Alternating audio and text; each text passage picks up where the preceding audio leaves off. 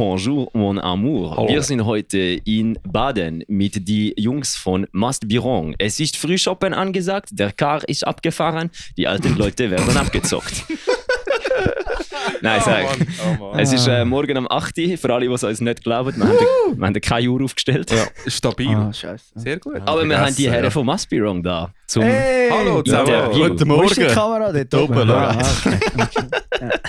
So, ja. Ja, wenn ihr euch schnell kurz einzeln vorstellt, dass alle Leute, die nicht schauen, können eure Stimme mit eurem Namen assoziieren, dass sie dann in 2 Minuten wieder vergessen haben. Aber hey, das ist ja gleich. Ja, dann fange ich mal an. Hallo zusammen, ich bin Jan. Ich bin der, der am Bass spielt. Und ja, das ist meine Stimme. Das ist meine Stimme. Hey, ich bin der Dario. Ich tue Gitarre spielen und singen und das ist meine Stimme. Ja, hallo zusammen, ich bin der Damian, ich bin der Schlagzeuger und das ist meine Stimme, ja. Aber ihr habt alle gelogen außer der Damian, außer der Dario, weil ihr singen ja alle. Ja, Ha, ich immer ein verwünscht bisschen habe ich weniger. Ich immer ein bisschen weniger. Ich kann es einfach nicht, haben wir gemerkt. Gut, können tut es niemand. Einer muss es einfach machen. Das ist, Ja, aber es tönt jetzt bei dir sicher weniger schlecht wie bei gewissen anderen Leuten, die ich schon live gesehen habe. ja, das kann ich selber nicht beurteilen. Aber danke vielmals. Danke. Also, ich habe uns leider noch nie live gesehen, oder? Das ist Das Problem, das ich auch immer habe. Ich würde gerne mich mal live sehen, aber... Das Ja. Problem ist, wenn du eben von der Bühne runtergehst, wenn du das Wireless-Mikrofon hast oder so und dann schaust, ist es auch nicht das Gleiche. Nein, steht der Kleine auf der Bühne. Ja. Darum haben wir mal einen stabilen Plan gehabt bei Versis. Einfach irgendwie für einen Song einfach so einen Gastmusiker holen und dann einfach so sagen quasi, hey, hast du Bock bei diesem Song live Bass zu spielen? Und dann einer, der Gitarre spielt, suchen und fragen, hey, hast du Bock bei diesem Song live Gitarre zu spielen? Und dann auch einer, der so Gastvocals macht und einer, der Schlagzeug spielt. Und dann aber einfach denen nicht sagen, dass alle den gleichen Song haben. Und dann einfach so einzeln proben mit denen. Und dann einfach so, okay, jetzt bei der nächsten Song haben wir als Gast alle. Dann gehen wir ab von der Bühne. Lass mich raten, das hat nie funktioniert. Wir haben es noch nicht durchgezogen, aber es ist, logistisch gesehen wäre es wahrscheinlich schon ein bisschen Aufwand, aber ich habe das Gefühl, wenn du wirklich committed bist, bringst du das an. Aber ich habe mal Bad Religion gesehen in Zürich, in der Härte, wie heißt das dort hinten beim Prime Tower? Dort hat es auf jeden Fall hinten dran. Ja, ich glaube, es ist Härterei. Ja. Nein, ich denke, das ist der Trap Club dort, wie heißt Nein, es war Härterei, die heisst jetzt einfach anders. Ja. Dort hat es hinten dran einen Spiegel. Schneppblock oder so etwas? Nein, es war Härterei. Okay. Dort hat es hinten dran einen Spiegel und Bad Religion hat sich die ganze Zeit verdammt gefreut, dass sie sich beim Spielen zuschauen können. Fair. Wirklich gut. So. Ja, willkommen im Podcast. Ich bin der Ricky, ich tue ein bisschen schnurren. Ja, das ist Hoi, seine Ricky. Stimme. Ja, also, der Rick ist einfach ausgeladen worden. Einfach mal straight. Nein, ist gut. Gut, das stimmt. Die Leute, die nur Must Be Wrong, aber den Podcast nicht kennen, kennen uns zwei natürlich nicht. Oder, ja, es sind wahrscheinlich ein paar, die Must Be Wrong hören, die den Podcast nicht kennen.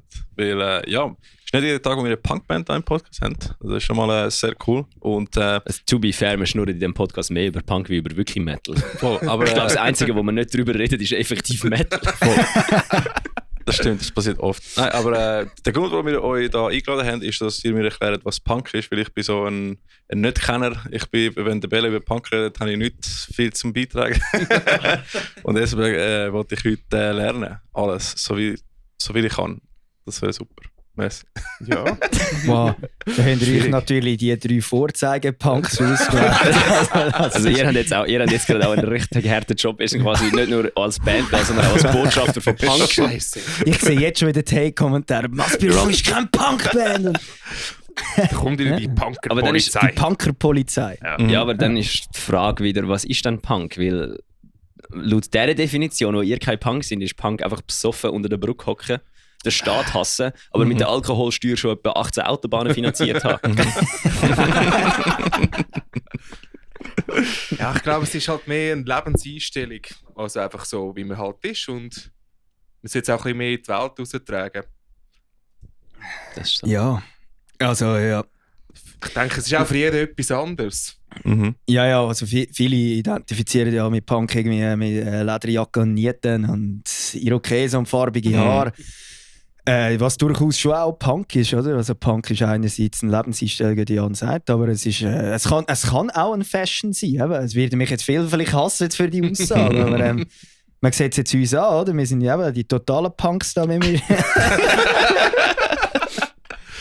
Nein, aber Punk ist eher eine Lebenseinstellung. Also, ich weiß nicht, ob ich für alle drei kann reden, aber für mich ist es eher eine Lebenseinstellung und auch ein a way to go quasi. Also, es ist, ja, ich weiß nicht. Damian, was ist für dich Punk?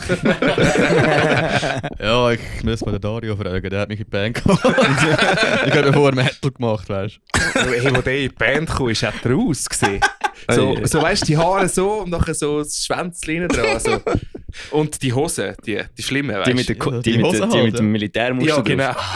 Ja, Also ohne nein. Militärmuster, Nein, aber mit schwarz. Taschen, weißt du? Also eigentlich wie der Radar. Cargo. Ja, genau, ja, der Radar hat mich so gemacht, wie ich war. Damian ist eigentlich ein kleiner Radar oder ein grosser Radar. Aber das ist super mit der Radar-Liebe. Das, ist Der Radar von Kate Effect. Der Radar muss man lieben, der ist so ein guter. Ja, Mann. das stimmt, der Radar ist wirklich einfach mein Favorite Tour am Grenichen. Er ist am Freitag so steil gegangen, dass er am Samstag heim ist. Ja gut, das hat mir das Zelt gefüllt. Das Zelt offen kann, es ist ja so im Oh, Hang nein. gestanden. Nachher ist es einfach fuck, gefüllt. ja. gewesen. Fuck. Gefüllt mit Wasser. Shit. Er hat wenigstens sein Zeug oben, er ist so ein bisschen im Hang rein, er hat wenigstens das Zeug oben an tun, seine Taschen und so. Oh Mann. Aber gleich. Ungeil. Oh shit. Ein Punk wäre jetzt nicht heim. Das stimmt. Das stimmt. Aber so einen klassischen Punk hätte ich auch nicht in seinem Zelt pennt, sondern Nein, vorne dran. Weil er Nein, das unter dem aufgebracht Pavillon. hat. Unter dem Pavillon. Ja. Fun Fact Story, ich nenne jetzt keinen Namen, aber wir haben bei uns im Camp das ja in Grenichen, hat es so ein Einerwurfzelt gehabt. Und am Morgen sind tatsächlich 3 Punks aus dem Einerzelt rausgekommen. Also, Und, du hast 4 Füße gesehen, so ein Springerstiefel, wo...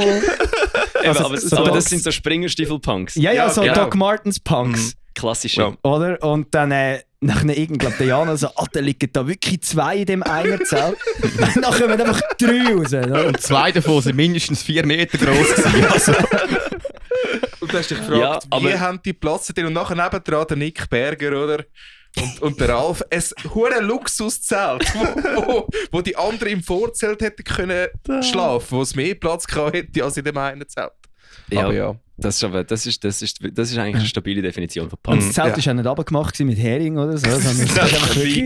Brauchst du auch nicht das Zelt ist doch einfach die längste Zeit leer gewesen und wir haben nicht gewusst, wer das ist und so. Wem ist das? Ja, keine Ahnung und so. Und irgendwann ist am Morgen fest 4 Füße, 3 Personen draussen. Ja, die eine hat dann die Füße drinnen gehabt am Schlafen. Wir haben zuerst 4 gesehen, Ja. dachten, das sind wirklich das zweite dort drinnen, nachher kommen 3 raus. Also, Wahnsinn. Geil. Aber was gibt es für Unterklassifizierungen von Punks? Würde ich sagen. Also meinst du jetzt von Punks Und, oder von der welche Musik? habt ihr nicht gern? Also, Also jetzt musikstilmässig, oder? Musikstil Also, oder ich kann dir jetzt vom schon mal Aussehen? sagen, Musikstil und vom Aussehen und vom Charakter her, Leute, die Ska hören, Alter. so es geht. Ich weiss gar nicht, wieso ein Ska so gehatet wird. Ska ist super. Ich finde Ska Meine- cool. ich- Ich habe Ska Ska noch, finde Ich habe ich. Ska Ja. Ska. Also, Es geht noch. Also mein persönlicher Beef mit Ska ist einfach, sie sind sogar mir zu nervös. Nervös. Was? Ja, Nein. das ist sogar mir zu nervöse Musik. Und vor allem ist es einfach so, ja, wir sind hässlich gegen den Staat, aber da hast du eine fucking Trompete, kick mal eins. Nein, also was soll man sagen, wenn du in Südamerika aufgewacht bist, Wachsen. aufgewachsen bist, in 2000er im Fall, du bist ein Ska-Fan, einfach wegen SKP. Weil es ist überall gelaufen, im fucking Schulbus. Ich meine, das ist einfach so Kindheitsmusik. Mit 12 Jahren habe ich das auch noch gehört. Ja. Aber ich weiß nicht, wie es da Das ist bei ist. Silvan wieder am Fronten da.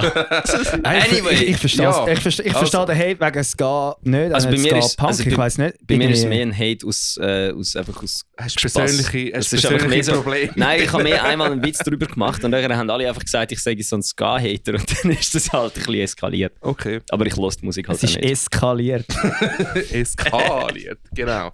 Das ist eine sehr skalierbare Sache. Nein, aber ja, wenn wir doch sonst einfach mal mit den zum Basics Thema, anfangen. oder? Ja, okay, Ähm, von Basics. Was macht ihr eigentlich so? Was sind ihr für eine Band? Wie sind ihr zu dem gekommen? Wer sind ihr? Wenn ihr schnell kurz in einem 2-minütigen Elevator-Pitch eure Band vorstellen und nachher kann der Ricky euch mit der Frage löchern, die unangenehm werden. Alright. Ja, können wir schon machen. Machen wir doch das so. Jetzt müssen nur noch einer anfangen. Ich habe gemeint, es kommt Elevator-Musik so im Hintergrund. Ja, Also das- so professionell sind wir auch. Aha. Das kommt alles nach. Kann dir, Ah, Jetzt kommt okay. der ich kann dir Headfield. sonst Das ist Post-Production, nein, das ist Pornomusik. Wo ist Yeah? Nein. Keine Ahnung. Das ist Pornosik. Ja. Ja, das wär's gewesen Ja. im Podcast. Merci für. Das ist das Einzige, was ich jetzt gerade anbieten kann. Also lustig ist, ich bin ja in die Band reingekommen, damals Hellforts wegen Damian. Das bin ich. Der oft.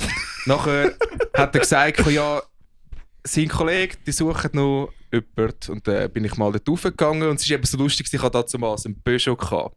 So ein richtig kleines Auto. Und dann bin ich so, sie sagen es immer wieder, bin ich so dort am Bahnhof angekommen mit meinem Zelda-Jäckli. Die haben es gar nicht mehr gesehen. Nachher so aus dem Kofferraum einen kleinen Cube-Bassverstärker und meinen Bass rausgenommen. Ja, und dann bin ich mal bei denen damals bei Hellfarts im Bandraum gelandet. Ja, vielleicht schön zum Erklären. Hellfarts war mir und Jan seine Vorgängerband gewesen. Mhm. Ich habe seit 2000, also von 2014 bis 2019 dort gespielt.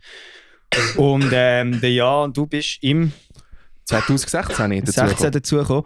Und eben das Lustige ist, ich und der Damian, wir sind irgendwo durch nicht ganz blutverwandt, aber wir sind eigentlich schon verwandt miteinander. Wie es so üblich ist bei uns auf dem Land. Und eben, wie der Jan das erzählt hat, ist der Jan dann durch Damian eigentlich zu Hellfarts gekommen. Mhm. Und Hellfarts haben wir dann 2019 aufgelöst.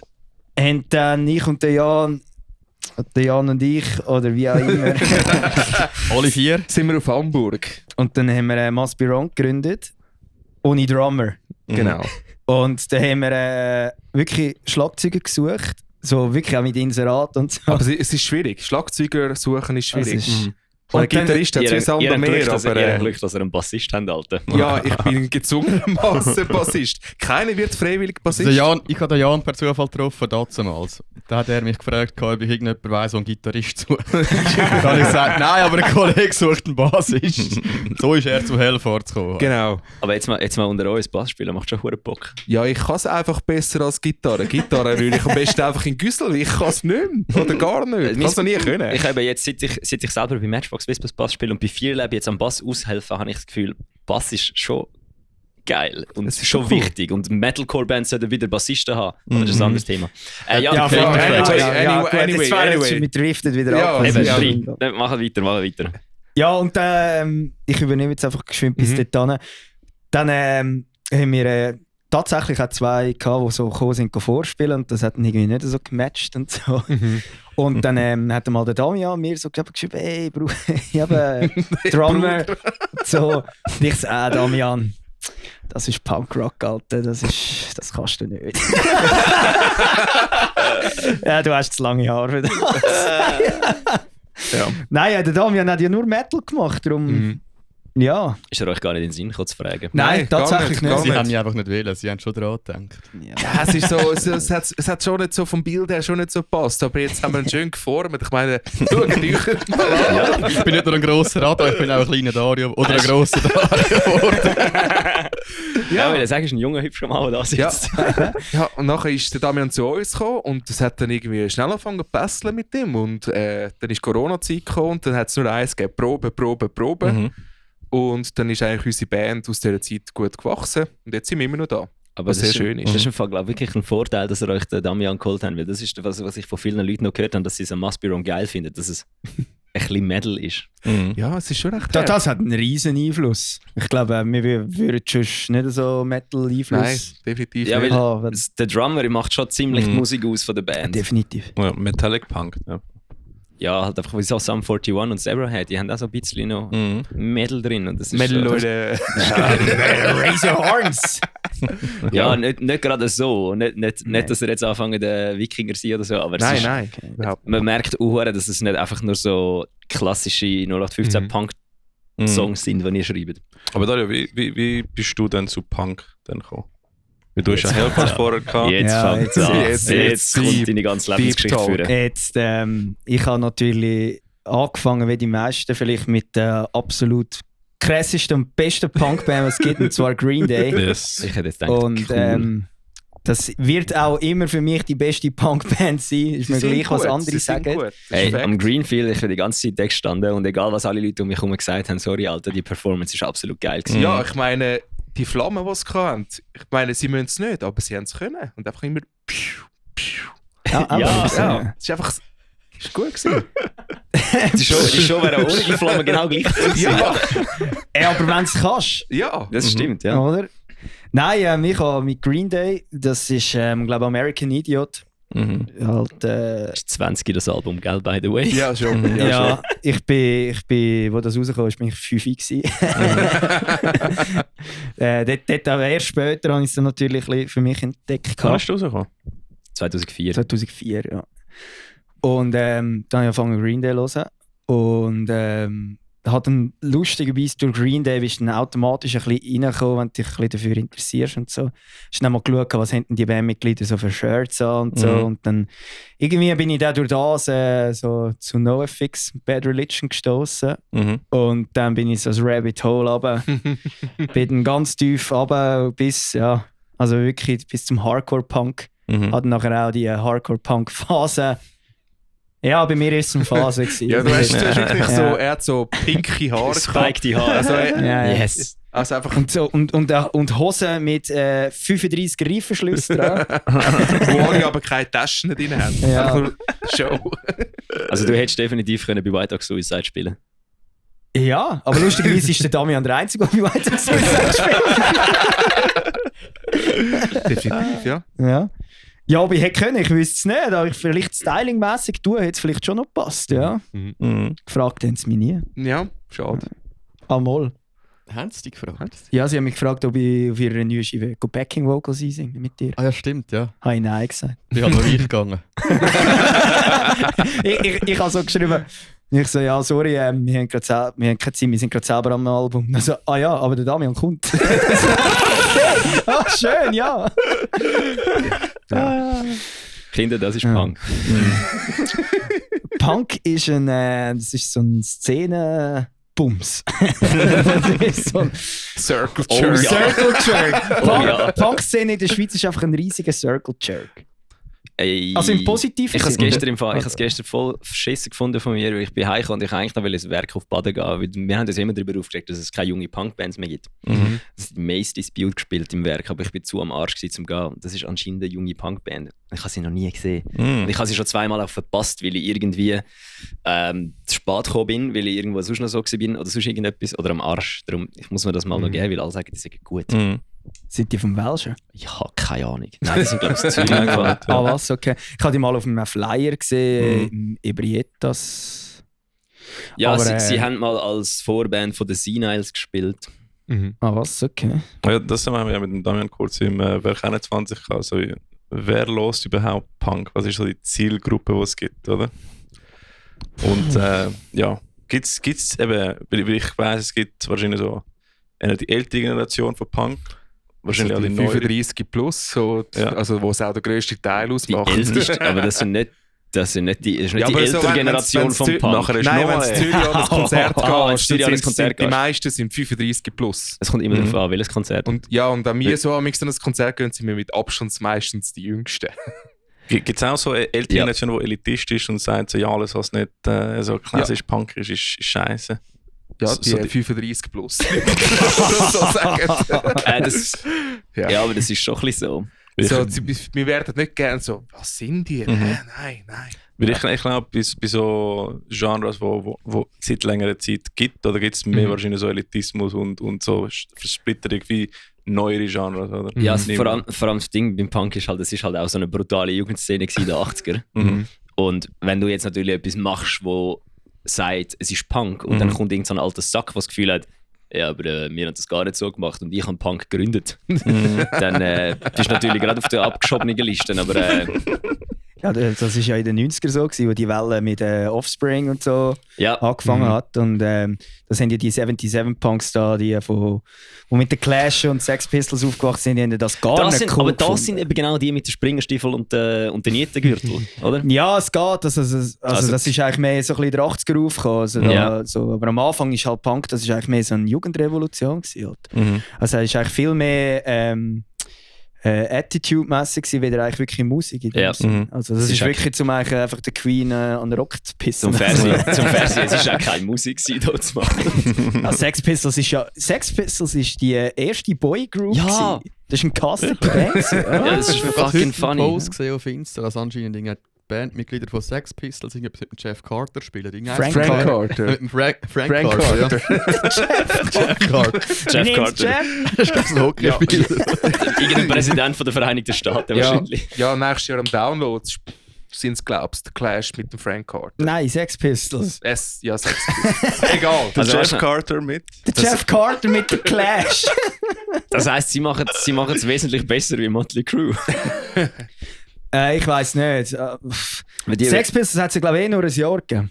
Wirklich? Ja, das ist ein Und ihr Bassist, der Sid Vicious, der hat ja nicht einmal Bass spielen. Der ist einfach Bassist gewesen, weil er anscheinend so ausgesehen hat, wie sich Leute einen Punk vorstellen.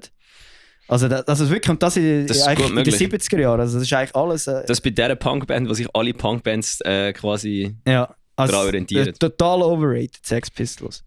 Aber sie haben gute Songs. Also, Ja, nice. Wir schweifen ein bisschen viel vom Thema. Nein, es geht so. Es ist eigentlich, Ich bin am Lernen. Das ist das ist super. jetzt, eigentlich ist Hast das du mehr, Notizen gemacht? es ist mehr Aufklärungsunterricht für den Ricky jetzt gerade. Das ist doch Ja, gut. voll. Das ist doch gut. Aber jetzt einfach schnell kurz sonst in drei Grätschen mit einer Frage, die du sonst immer stellst. Sicher. Du spielst ja Gitarre, Damian. Dario. Sorry, Sorry, ich habe gerade mit den Augen mit dem anderen Herr nicht geflirtet. Ich habe jetzt gerade gedacht, es ist gerade hure heiß so. Ich habe mich effektiv einfach zu wenig umgedreht. Hey, Und Papi. den falsch angeschaut. Dario, du spielst ja Gitarre, oder? Ja, jetzt der voll. Ricky und ich sind ja beide ein bisschen Gitarristen. Jetzt, wie hast du mit dem angefangen? Kannst du uns mal schnell ein bisschen aufklären über deine erste M-Electronics-Gitarre, die es wahrscheinlich war? Oder bist du einer gewesen, der anständiges Material von Anfang an Ich habe hatte? direkt einen Les Paul Custom gespielt. Nein, die Story hast du das letzte Mal im Bandraum erzählt, wegen der Gitarre. Ja, voll. Ja, es ist eigentlich, also mein Vater spielt Gitarre Ah, ja. und Vitamin B. Dem. genau, ein alter Rock'n'Roller. und mich hat tatsächlich mit 5-Jährigen angefangen Gitarre zu spielen halt, über meinen Vater und ja, er hat mir am Anfang ein bisschen gezeigt und so und ich bin totaler AC/DC-Fan, also immer noch, nicht mehr so wie auch schon, aber eigentlich immer noch und ich habe schon mit 5-Jährigen eigentlich immer so ein bisschen den Angus Young daheim imitiert. Der Geil. Mutterherd auf den Sack so auf dem Stubentisch und so. Der Raff! Geil. Und ich habe eigentlich so angefangen Gitarre zu spielen. Habe aber zwischenzeitlich geschwind 2 Jahre aufs Schlagzeug gewechselt. Mit Schlagzeugunterricht. Vielleicht hat meine Mutter gedacht, dass sie so irgendwie ein bisschen mein ADHS wegbringt. So, das ist sicher das weniger nervige Instrument die oder? Ja, gehst in den Keller. Nein, und nach 2 Jahren Schlagzeugunterricht habe ich wieder auf Gitarre gewechselt. Habe auch als Punk-Gitarrist tatsächlich 2 Jahre Gitarrenunterricht genommen. Geil. Ja, das hätte ich auch gescheiter mal gemacht. Ich habe noch nie Unterricht genommen. Und ich Geil. habe so, also ich würde sagen, ich habe angefangen Gitarre zu spielen wegen meinem Vater. Bin durch das so reingekommen. Ich wüsste nicht, wenn er nicht würde spielen, ob ich auch so, ob ich angefangen hätte. Und welche war die erste Gitarre? Es war ein Aria, aber so ein Stratocaster. Ah, Aber ja, so, Classic. Schwarz-Weiß? Schwarz-Weiß, aber so ein Kindergitarre ist wirklich so. Oh, geil. Total ja. short. Hast du die noch? Ich habe sie noch, ja, tatsächlich. Kannst du mit der mal live spielen? Das wäre wirklich mal cool. Nein, jetzt habe ich einen Scheiß erzählt. Die allererste war ein Johnson. Aber auch schwarz-weiß. Auch Stratocaster, nachher war es ein Aria. Einfach ein bisschen grösser. aber genau. Tipptopp. Haben die dann im Keller so einen Musikraum gehabt? Ja, voll. wir haben so einen fuck, Musikraum, ja. geil. Ja, wo ich auch mein Schlagzeug drinnen hatte. Und so. Da habe ich mit meinem Vater gejammt und so. Das ist echt schon ganz cool. Das ist sehr cool, ja. Jetzt von wegen Schlagzeug schnell. Du hast gesagt, du hast nie Unterricht gehabt, ja, nicht so. Ja, Gitarre und Bassunterricht. schon. Schlagzeug habe ich Unterricht Das genommen. sind Ja. alles Schlagzeuger eigentlich. Alter. Also mega alles geschulte Schlagzeug. Wieso, dass ich jetzt sage, am Schlagzeug hocke in dieser Band ist, weil ich nie etwas anderes gelernt habe. Sie wären eigentlich beides bessere Schlagzeuger. Nein, ich bin ein grotter schlechter Schlagzeuger, darum habe ich es auch aufgegeben. Nie habe ich Der das Jan können. spielt Schlagzeug in der Feldmusik. Nicht mehr. Nein, im Musikverein. Musikverein. Ist das eine sogar? Und Nein. Wollerau bin ich. Dann machen wir doch gerade beim Jan wieder. Weil, Ja. Jetzt habe ich den richtigen angeschaut und den richtigen Namen gesagt. Es ist mir wirklich gerade kurz gekriegt. Ich habe so geschaut und dann den Namen gesagt. Ich so, fuck, ist das jetzt richtig gewesen? Komplett rausgeht von vorne. Wie bist du eigentlich dazu gekommen, Musik zu machen, Chef? Ja, meine Eltern waren beide im Musikverein gewesen, und dann habe ich angefangen Schlagzeug zu spielen. Bin dann im Musikverein Oital zuerst gewesen. Aber es ist so Drittklasse, klassische Musik, immer nur Nachschlag und da, die Also ganze eigentlich Zeit. Punk. Hättest du das machen, ja. Auf. Und dann habe ich aber immer schon ein bisschen Gitarre nebenbei gespielt, weil ich es einfach cool gefunden habe. So akustische Gitarre. E-Gitarre wäre zu laut gewesen für den Haushalt, hat es nicht gegeben. In Casa de Marti. Das ist aber früher wirklich ein Problem. Ja. gewesen, Alter. Heutzutage gibt es ja heutzutage ist es ja kein Problem. Ja. Ja, und dann habe ich dann mal meinen ersten Bass gekauft, weil ich bin mit einem Kollegen zusammen in einer Band gekommen, die hat... Oh, wie hat die jetzt geheißen? Es war mit dem Ralf, irgendetwas mit Cyanide hat die geheißen. Nachher habe ich dort den Bass gespielt und immer wieder ein bisschen Gitarre nebenbei. Und dann bin ich eben zu Hellfahrt gekommen und dann hat's mich... Erst dann habe ich so richtig angefangen, Bass spielen zu lernen. Hast du eigentlich vor Hellfarts auch schon Punk gehört oder bist du Ja, auch ja. geformt worden? Du bist also das Core-Kitty vorher. Ich bin früher ein brutales Core-Kid. Also, Ich Zum bin- Fernsehen, der Jan ist immer noch das Core-Kid. Ich sehe ihn ständig an Immer noch Chorshows. eins. Also, so mein erstes Konzert, wo ich allein gegangen bin, war Asking Alexandria. gewesen. Wo? Sag Im jetzt nicht im Werk Im 21. Volkshaus 2013. Das ist Nein, 2012. Einfach, es ist ewig her. am Ewig 12. her. sind sie im Volkshaus. Also 13, ja, einfach ist ewig her. Und nachher bin ich an das NoFX-Konzert im Komplex Club rein gewesen. Mhm. Und so, das ist für mich immer noch eines der besten Konzerte. Und da hat es mich so richtig gepackt, weil NoFX habe ich vorher schon gerne gehört und das Konzert, das hat einfach viel zu viele Leute in dem Komplex Club rein gehabt und es war einfach toll los gewesen. Ja, aber Und das... aber so richtig gut ist es gewesen. Aber das kenne ich, weil ich bin auch... mein erstes Konzert war DJ Bobo. Mit meinen Eltern Ja, meins auch. mit 10 haben sie mich dort Nein, hingeschleppt.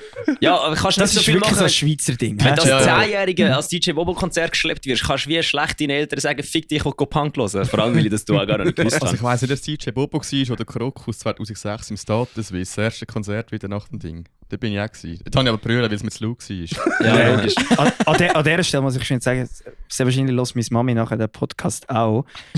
Danke vielmals, habt ihr kein DJ Bobo gehört und habt mir von Anfang an Status Quo und ACDC gezeigt. Merci vielmals, habe ich nie an das DJ Bobo Konzert müssen. Ja, in dem Fall. Danke, Also ich bin nie an einem Dario, DJ seine Bobo Eltern, dass sie Konzert das gemacht haben, weil ich höre jetzt seine Musik. Aber Auf jeden Fall, aber ich habe... Sorry, ich bin schon wieder... Ich habe noch Ja, ganz ist schnell, gut. ganz Ja, schnell, komm, bin ich los. fertig und das wieder... Weil ich habe das eben nicht gehabt. Ich bin zuerst eben dann das erste Konzert, das ich gesehen habe, eigentlich nach dem DJ Bobo Konzert, ist Bullet for My Valentine gewesen, und dann Linkin Park und das war krass gewesen. Und alle so, ja, aber Billy Talent ist geiler. Und ich kann mir natürlich nichts Geileres vorstellen wie so Metal, was so voll reinplätzt, oder? Und dann habe ich das erste Mal Billy Talent gesehen am Greenfield und ja, das war 800 Mal wilder gewesen. Also von dem her... Ich habe noch Punkrock-Shows nie sind schon Billy geil. Talent live gesehen. Ja, ich schon. Noch nie. Das Noch tut mir nie. jetzt wirklich leid für dich, Alter. Wie so 2013 Wenn und ihr eine 14 Billy miteinander. Konzertgeschichte hören. erzähl. Ich Ja. habe es glaube 2 oder 3 Mal gesehen schon und einmal hätte ich Tickets gehabt, wo es glaube irgendwo in einem Club Dynamo. war, glaube das kann sein, ja. Alter, das muss wild gewesen sein. Und zwar meine alte Band, nicht Kate Effect, nur die vorher, die haben Wer ist vorher? Smack, keine Du hast mit Ahnung. Kate Ah, du bist ein Effect Smack gespielt? gewesen. Ist Ja. das, 2 Jahre lang. ist das so die Kinderband gewesen? Ja, so etwas. Aber haben wir 9 Jahre lang Schülerband. gemacht. Wir glauben, mal zusammen gespielt im Fall. Was? In so einem Flugplatz. Mollis? Ich Nein, nicht habe Mollis. ich hab mit Andrina gespielt. Anders gehen Andrina. Ja, Dübendorf, Modellflug-Weltmeisterschaft. Dort haben wir das Zelt leer Hey, geil! Wirklich? Ja, Und ja. dann was? Damals mit der Rockband gespielt, mit Andrina oder schon anders Kind vielleicht schon gewesen. Geil. Vor 1000 Jahren, 2014 oder Eben, so. die Schweizer, Ja, das kann die Schweizer sein, ja. Musikszene ist ein einziger Circle Jerk. Definitiv, definitiv. Nein, auf alle Fälle haben dort Für alle, die das kein Englisch können, Konzert das heisst Kreiswichsen. hat nach halb der Band das Billy Talent Konzert wählen, aber ich bin der Einzige, der 2 Billette verwünscht. Nein, mein anderer Kollege, der nicht in der Band war, hat 2 Billette verwünscht und hat mit mir gehen. Mhm. Die ganze Band war dann so ein bisschen piss auf mich, weil ich als Billett hatte und sie haben alle Kreis verwünscht. Und schlussendlich war das Konzert am Mittwoch gewesen. Wir haben natürlich, wie wir auch proben, am Donnerstag proben, das gehört sich so.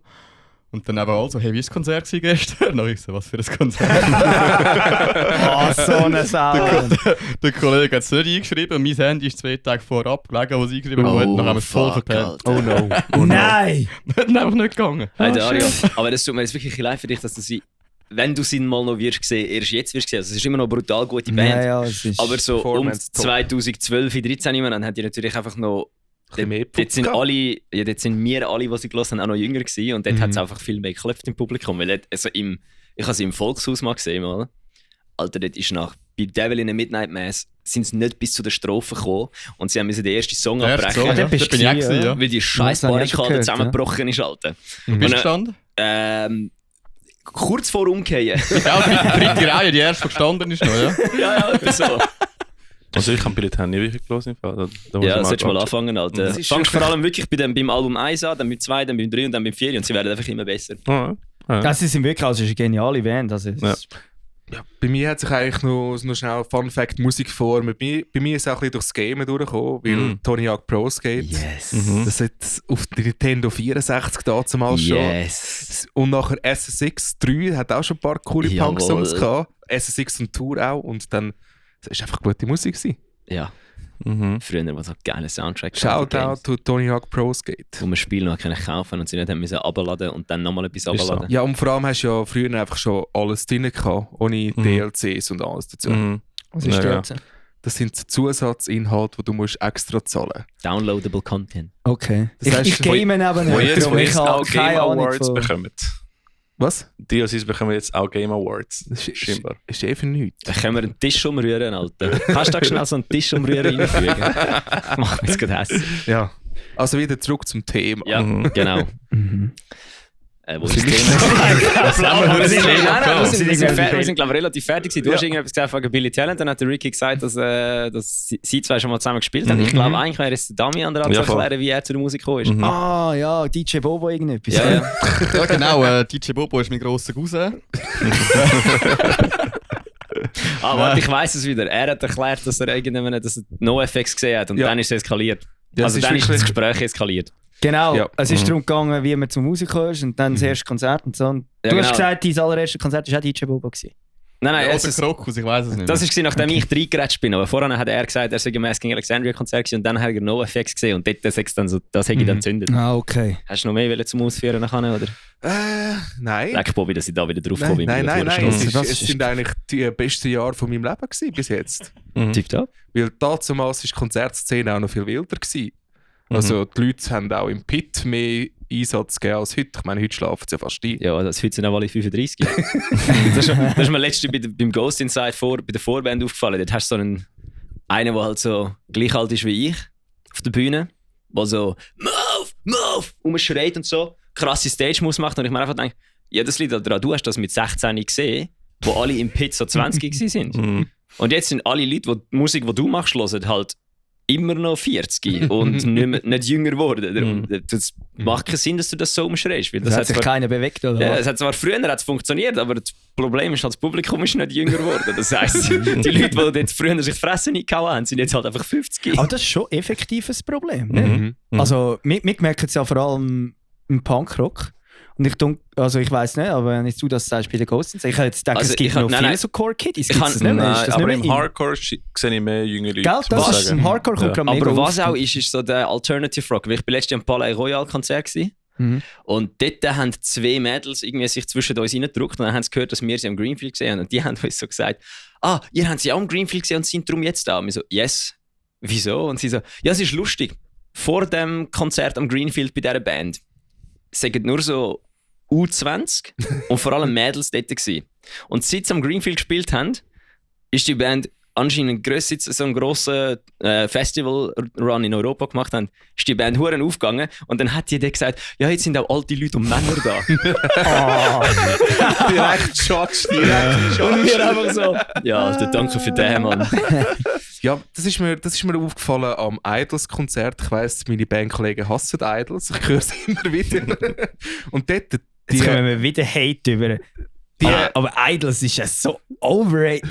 Nein, ich darf egal, nicht noch egal. mehr sagen. Aber- sonst Vielleicht aber- verstehen wir es auch einfach nicht. Ich kenne Idols Ja, nicht, aber ja, nicht. es ist einfach eine alternative Indie-Band, aber das Publikum dort ist mehr abgegangen als in jedem Punk-Konzert in den letzten Jahren. Gut, das ist schon so. Das ist ja auch mit den Viagra Boys. Ja, die sind auch Das spitze. ist ja auch so. Viagra Boys. Ja, Das ist auch Kennst gerade du so nicht? das Post-Punk-Indie-Ding, das jetzt gerade zusammen ja. mit Idols aufkommt und die haben ein extrem junges Publikum, halt auch allgemein die Alternativszene, Ja, wo so ist. Also, das habe ich bei Palais Royal eben auch so weird gefunden, weil die machen eigentlich Musik für alte Männer. aber ist das so die Alternativszene? So Ja, ein ja. bisschen dort, Vielleicht oder? ist Ja, es- es sind nur Leute rumgehockt, wo ich mich das Gefühl hatte, Alter, was legen die an? Aber vielleicht ist das auch ein Schweizer Problem. Weil letztes Mal habe ich ein Video gesehen von nicht Tiger Jaw. Vielleicht Tiger Jaw einfach so ein Midwest-Emo-Band, die eigentlich hauptsächlich akustisch spielt. Aber die Leute sind Stage-Dive und alles und der war schon gemütlich am Spielen gewesen. Und dort ist mehr Post abgegangen, als wenn irgendeine so eine Hardcore-Band in der Schweiz vorne spielt. Ja, es ist definitiv sanfter, ja. Aber ich meine, Südamerika ist crazy as fuck und der Rest von der Welt ist halt crazy. Ja, was ich halt... Das ist einfach die Schweiz, was sagt. Was ich halt einfach das Gefühl habe, ist, in der Schweiz haben die Leute wie noch so ein bisschen... Ich weiss auch nicht, sie Stock sind... im Arsch. Nein, ich habe nicht das Gefühl, sie haben einen Stock im Arsch, aber ich habe das Gefühl, die Leute haben mehr das Gefühl, ich habe jetzt Geld gesehen, um diese Show anzuschauen und darum schaue ich jetzt die Show an und sauf mich nicht weg und schnurre nur mit meinen Kollegen. Weil wenn du so irgendwo im Ausland an einem Konzert bist, dort wird einfach permanent geschnurrt, rumgeschrauen, irgendetwas. Also wenn die Band einen Song aufhört zu spielen, das Publikum wird ja nie ruhig, wenn der Sänger eine Ansage macht. Und in der Schweiz Du ist bist es noch einfach nie so... jetzt Doch. Dort wird noch gejodelt zwischen den Songs. Ja, okay, das ist geil. Nein, aber weißt du, so, in einem Hallenstadion oder so. Wenn dort, und nachher, wenn dort die Band aufhört zu spielen und der Sänger will eine Ansage machen, dann hören die irgendwie so alle zu. Und ich habe das Gefühl, das wird immer so ein bisschen falsch verstanden von der Band. Also das Publikum ist ruhig. Dabei ist es halt einfach, ja nein, ich will jetzt hören, was du sagst, wenn du schon etwas sagst. Ich will da nicht jetzt irgendwie dir noch reinschnurren. Also, keine Ahnung, mir geht es auf jeden Fall so. Jetzt sind wir wieder abgeschlossen. Genau, ich wollte jetzt gerade fragen, Damian, wie bist du eigentlich zu dieser Musik gekommen? DJ Bobo.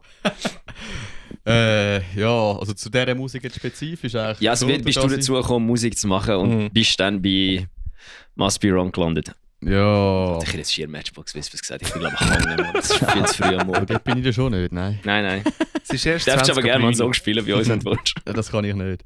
Mal, ich glaube Nein, schon. das ist mir zu kompliziert bei euch. Aber ich kann eigentlich auch schon früh anfangen, so ein bisschen New Wave of British Heavy Metal und so durch den Vater halt, Krokus auch und Def Leppard CDs und alles, seine Schubladen ausgeräumt, die Hütte voll gesoundet nachher mit dieser war und dann mit 6 habe ich angefangen Schlagzeug zu spielen.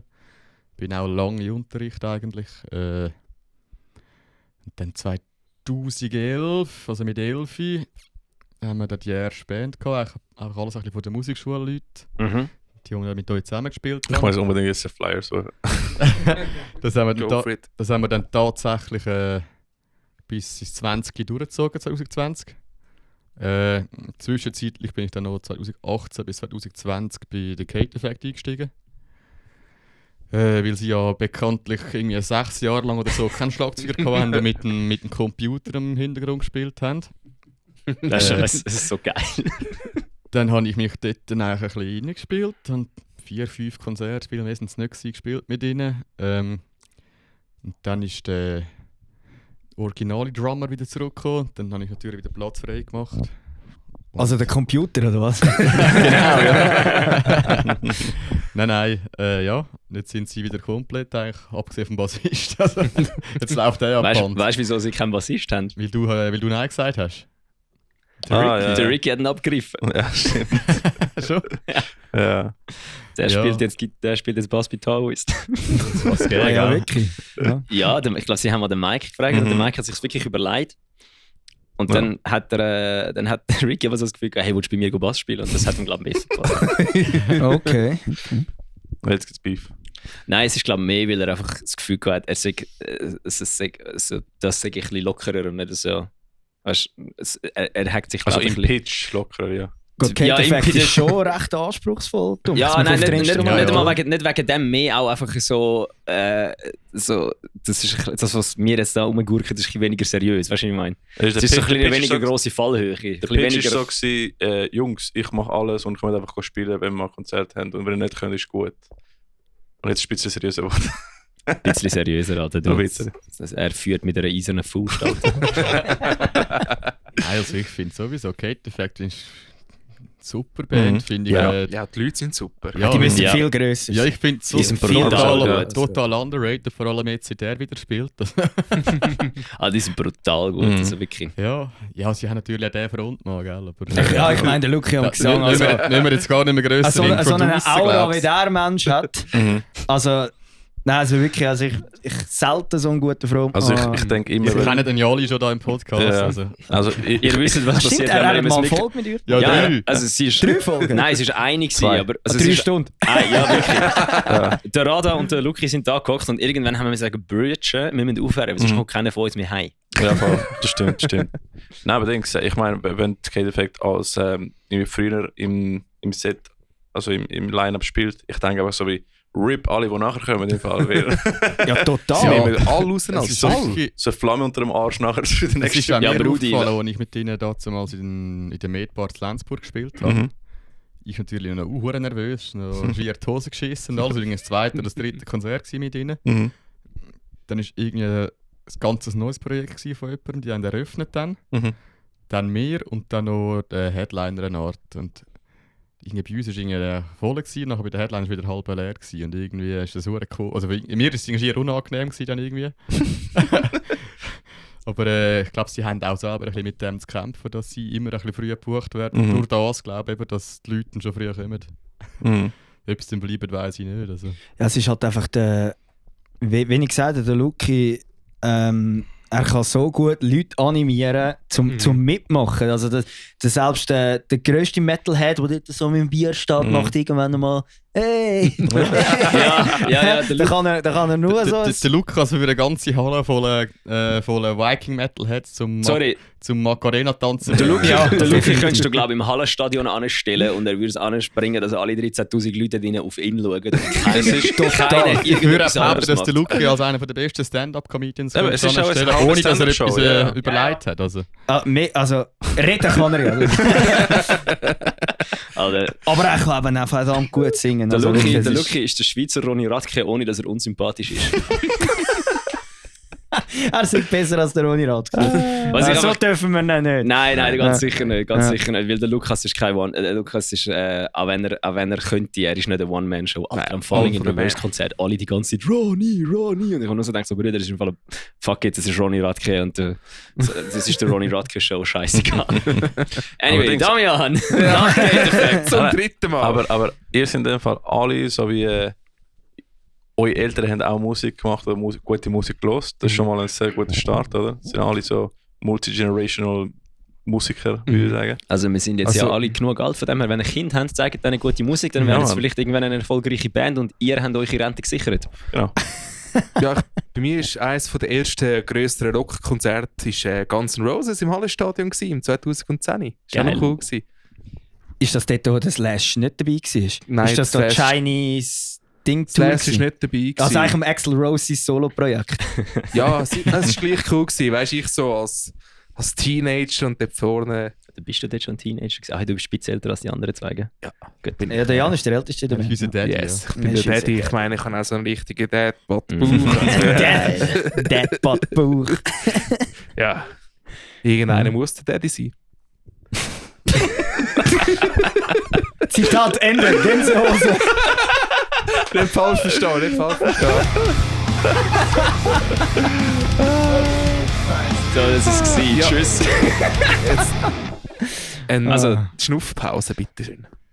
Ja, ist Bela gut. hat sicher schon lange Schnupp für. Koordiniert. Wählen eigentlich nicht, aber ich nehme gerne einen mit euch. Euch kommst schlage ich immer das nicht sehr- aus. Bevor er uns Heu sagt, kommt er, hey, nehmen wir einen Schnupp. Vielleicht zum Erklären, wir kommen vom Kanton Schweiz.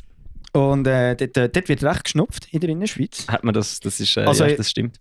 Also ist ja nicht, dass in Zürich nicht geschnupft wird, aber Wenn das in der Nachricht jeder 5. Zürcher kokst, what the fuck? was ist mit euch Zürcher nicht Gell? gut? Keine Ahnung, ich bin keiner. Du auch nicht? Nicht wirklich, also ich bin da importiert worden. Der ist ein Import und ich bin Schaffhauser. Er ist ein Import, ich bin Schaffhauser. Preis.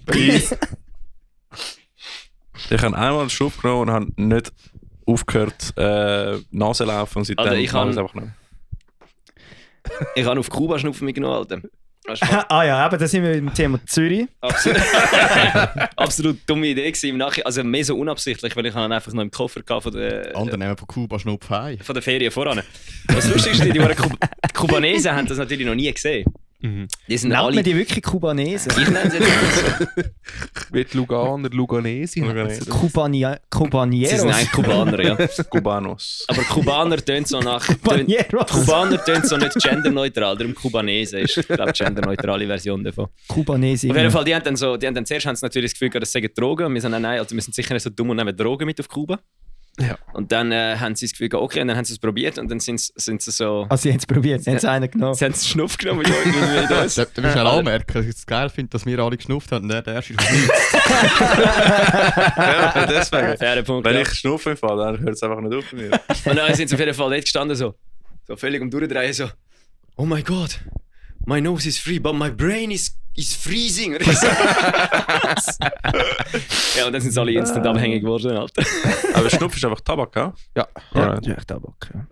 Jawohl. Es gibt einen tabakfreien Schnupf, ja. Gibt's auch. Ja, die sind einfach auf der Koks. Zuckerbasis. Ja, Traubenzucker. Nicht Koks. Ah, der Zucker am Weisse. Innen. Ja, das ist das weiße Dösli mit dem goldenen Schriftzug. Das ist, by the way, ich muss wirklich sagen, einer der geilsten Merchandise-Artikel, die ich je in meinem Leben gesehen habe. Falls ihr mal einen richtig geilen Merchandise-Artikel wollt, dann müsst ihr an die nächste Must Be Wrong Show gehen. Ja, Ja. ist by the way schon gleich. Nächsten Samstag im Werk 21. Boom. Werbung gemacht. Warte schnell, ich schaue es nachher an. Das ist der 30. Für die, Anyway. 30. Lustigerweise ist DMB Records, das ist ja ein Label von Bern, ist Label Night. Wir sind nicht bei dem Label. Habe ich gerade gedacht, ja. Wer ist bei diesem Label? Ja, so ziemlich fast jede Schweizer Punkband mitglied. Aha.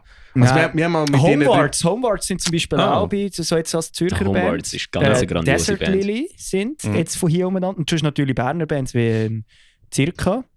Mhm. Ich glaube, das Fluffy Maschine ist auch noch bei ihnen vom Wallis. Fluffy sind Maschinen auch, ja. sind Vaganten sind, glaub's, noch. Vaganten sind bei DMB. Was machen überhaupt nationale Labels heutzutage? Weiss nicht, Label wir Night sind zum mit, Werk 21. Ja, also ich weiss nicht, wir wir haben sind mal- nicht bei DMB. ich kann's Also nicht wir haben mal sagen. mit ihnen Label geschnurrt, mit Mhm. DMB, aber also wir haben mal gesagt, ja, vielleicht am Grenchen, aber es ist halt schon zu spät und Stunde. Am Morgen um 2 Uhr Hawaii-Bar. Alles, was in der Hawaii-Bar nach dem 10 passiert, solltest du nicht mehr. What Dort hast du happens keinen in Vertrag. Hawaii Bar stays in Hawaii Bar. Aber wir sind natürlich offen, weil wir haben zwar darüber geschnurrt, aber gefixt haben wir es nicht. Keine Ahnung. Ja, sie haben, DMB hat auch deutsche Bands drin. Und zwei davon sind The Offenders und Absturz. Alter, Absturz muss ich einfach nur wegen dem Namen jetzt Und, gerade reinlassen. Ja, nächsten Samstag. Nächstes Samstag ist ganz ein wildes Ding, weil The Offenders machen Ska-Punk. Ja, ist gut. Perfekt für dich, Und Bella. Absturz machen So schlimm wirklich ein finde ich's bisschen Heavy Deutsch-Punk. Also Mhm. wirklich so. Ja, recht Metal-Riffs und so. Ja, Ja, müssen so ziemlich voll hart. nehmen dort. Mhm. Schnell nicht die Woche. Und da spielen wir noch Skate-Punk. Also hat eigentlich für jeden etwas mit dabei, würde ich sagen. Ja. Wird sicher ganz cool. Ich bin schnell Abend. schauen. Offenders auf Spotify steht 2005 oder nein, warte mal. Gegründet in Italien. Also, Nachher meinst du irgendwie- in Deutsche Band? gegründet in Italien. Ja. Und nachher relocated auf Deutschland. Ich weiß nicht wieso. Keine Ahnung. Weißt du, Relocated. ich kann dir sagen, wieso. Sie haben in Italien eine Tour gemacht und ihr ganzes Equipment ist geklaut worden. Ja. Das ist das Einzige, Das, was ich das immer... gibt einen Strich für dich. Sorry, das ist das Einzige, was ich... Die einzige Konstante, die ich höre von Bands, die in Italien getourt haben. Das Zeug ist weg, oder Das Zeug was? ist weg. Dings, ich habe einen guten Tipp bekommen. Also nicht, ich weiß nicht, das hat mir der eine von Pathwalker erzählt, was mit, shit, wie heisst jetzt schon wieder die Südtiroler Band? Südtirol-Band. Ja, Das ist aber Südtirol, nicht Italien. ja, aber die haben einen guten Tipp gehabt. Das sind doch, oder Südtiroler, die sind doch ganz extrem, was das angeht. Ja, sie reden auch Deutsch. Ja, schon klar. Also, Nein, ich meine, wenn du einem Südtiroler sagst, du bist Italiener, ich glaube, das findet er gar nicht nice. Alter, sag Also, mal wenn einem mir sagst, Westschweizer, dass er Franzose ist. Also wenn mir sagst, ich sollte Tirol in einer Karte zeigen, ich habe keine Ahnung, wo das ist. Dort, wo Österreich und Italien aneinander grenzt. Die in der Grenze. Also in dem Fall im Bündnerland. Ich habe aber nicht gewusst, sie in der Grenze im Fall. Alter Bruder, was hast du das Gefühl, gerade die Schweiz grenzt an Italien und Österreich? Ja. Hast du das Gefühl, da hat es keine Schnittmenge dazwischen? Interessant, Es ja. geht einfach so die Schweiz Das habe ich durch, so überlegt. dünn, so die Schweiz. So, einfach noch so ein anderes Land reingeschissen zwischen ihnen, so als Keil. Einfach nur so Slowenien. Ja, so wie habe ich es je studiert. im nein, die Band heißt Dead Like Julia, das ist hure geil. Und die haben ein Dings gekauft. Die haben sich so einen Bus, so einen hohen Postbus oder so gekauft, haben vorne drin eine fette Wand reingezogen.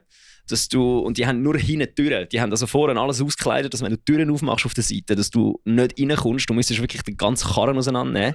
Vorne alles auskleiden, damit du von vorne nicht hinterher kommst. Und dann parkieren sie einfach immer hinterst an der Wand. Big Brain. Und nachher kommst du nicht Also sie in haben den recht Karren Angst in dem Fall. mehr. Ja, eben, es ist einfach wirklich das Ding. So, das machst du ja nicht einfach so. Ist Nein, doch denen das mal ist- etwas das ist passiert.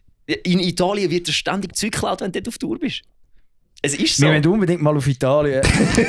Ah, vielleicht, ich will schnell. das- ich Ja will gut, wissen. ihr habt Facebook noch mitbekommen? Ich habe immer noch Facebook. Ja, aber wir hast du haben so, alle was zusammen so, auf Facebook. ja, aber was so Sogar gross unsere Band war. hat Facebook. Ja, ja, Wenn Ja. es gut kommt, haben wir 4 Likes auf einem Post auf Ja, Facebook. gell? Nein, ich habe Mami? Facebook zu seiner Primetime gehabt. Weil Dort hat es eine Seite gehabt, wenn dieses Brezel mehr Likes... bekommt dieses Brezel mehr Likes als Tokyo Hotel. Ja, das ist schon knapp. Hey, gewesen. 1,5 Millionen. Also. Zum Fernsehen, aber Muss jetzt aber auch ein guter Brezel gewesen sein. ich muss ganz ehrlich sagen, irgendwie für Tokyo Hotel eigentlich gar nicht mal so eine schlechte Band. Also rein, also abgesehen von... Musikalisch meint ihr jetzt? Ja, rein musikalisch ist es eigentlich gar nicht mal so schlecht gewesen. Mhm. Also wahrscheinlich immer noch nicht.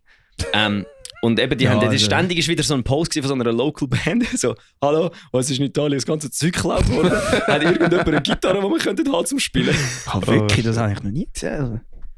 Darum sind auch fast keine Local Bands mehr auf Italien abgegangen für ein Zeitchen. weil es einfach... Ich habe letztens ein Video gesehen, wie so eine amerikanische Death Metal Band am zu viert in einem kleinen Bus schläft und hat so erklärt, wie es mit übereinander drüber zu steigen in der Nacht, damit sie rauskommen. Die schlafen dann zu viert in so einer Doppeletage zusammengebaut. Aber da in einem normalen VW-Bus, oder ja, VW Also wird ein einfach in Ford-Bus. in so einem Ford-Bus hineinlegen sie am zu viert. Da hat er gesagt, er muss am über den Soundguy drüber klettern, damit in der Nacht, wenn er pissen muss. Ja, das ist so kannst du Schon leben. ein Also. Ü30-Problem. Das ist, ja, Dass man über den Soundguy aus muss Nein, klettern, dass oder? man die Nacht nicht mehr durchschlafen kann. das geht im Fall. Schon. Ah gut, ich bin 30, noch nicht Ü. Ja, Jan, du bist noch nicht mal Vor allem Ü30. Nein. der Jan redet von Problemen, die er gar nicht kennt als U30. Egal, anderes Thema. Anderes Thema. Ricky, hast du noch mal eine Frage vorbereitet? Weil ich glaube, Damian, wie er zu dieser Band kam, zu der Musik haben wir abgehandelt. Der Damian wird verdammt ausgelassen heute. Sorry, Ich bin- Demi. Die Ja, nächsten 5 Minuten sind dir, Amore.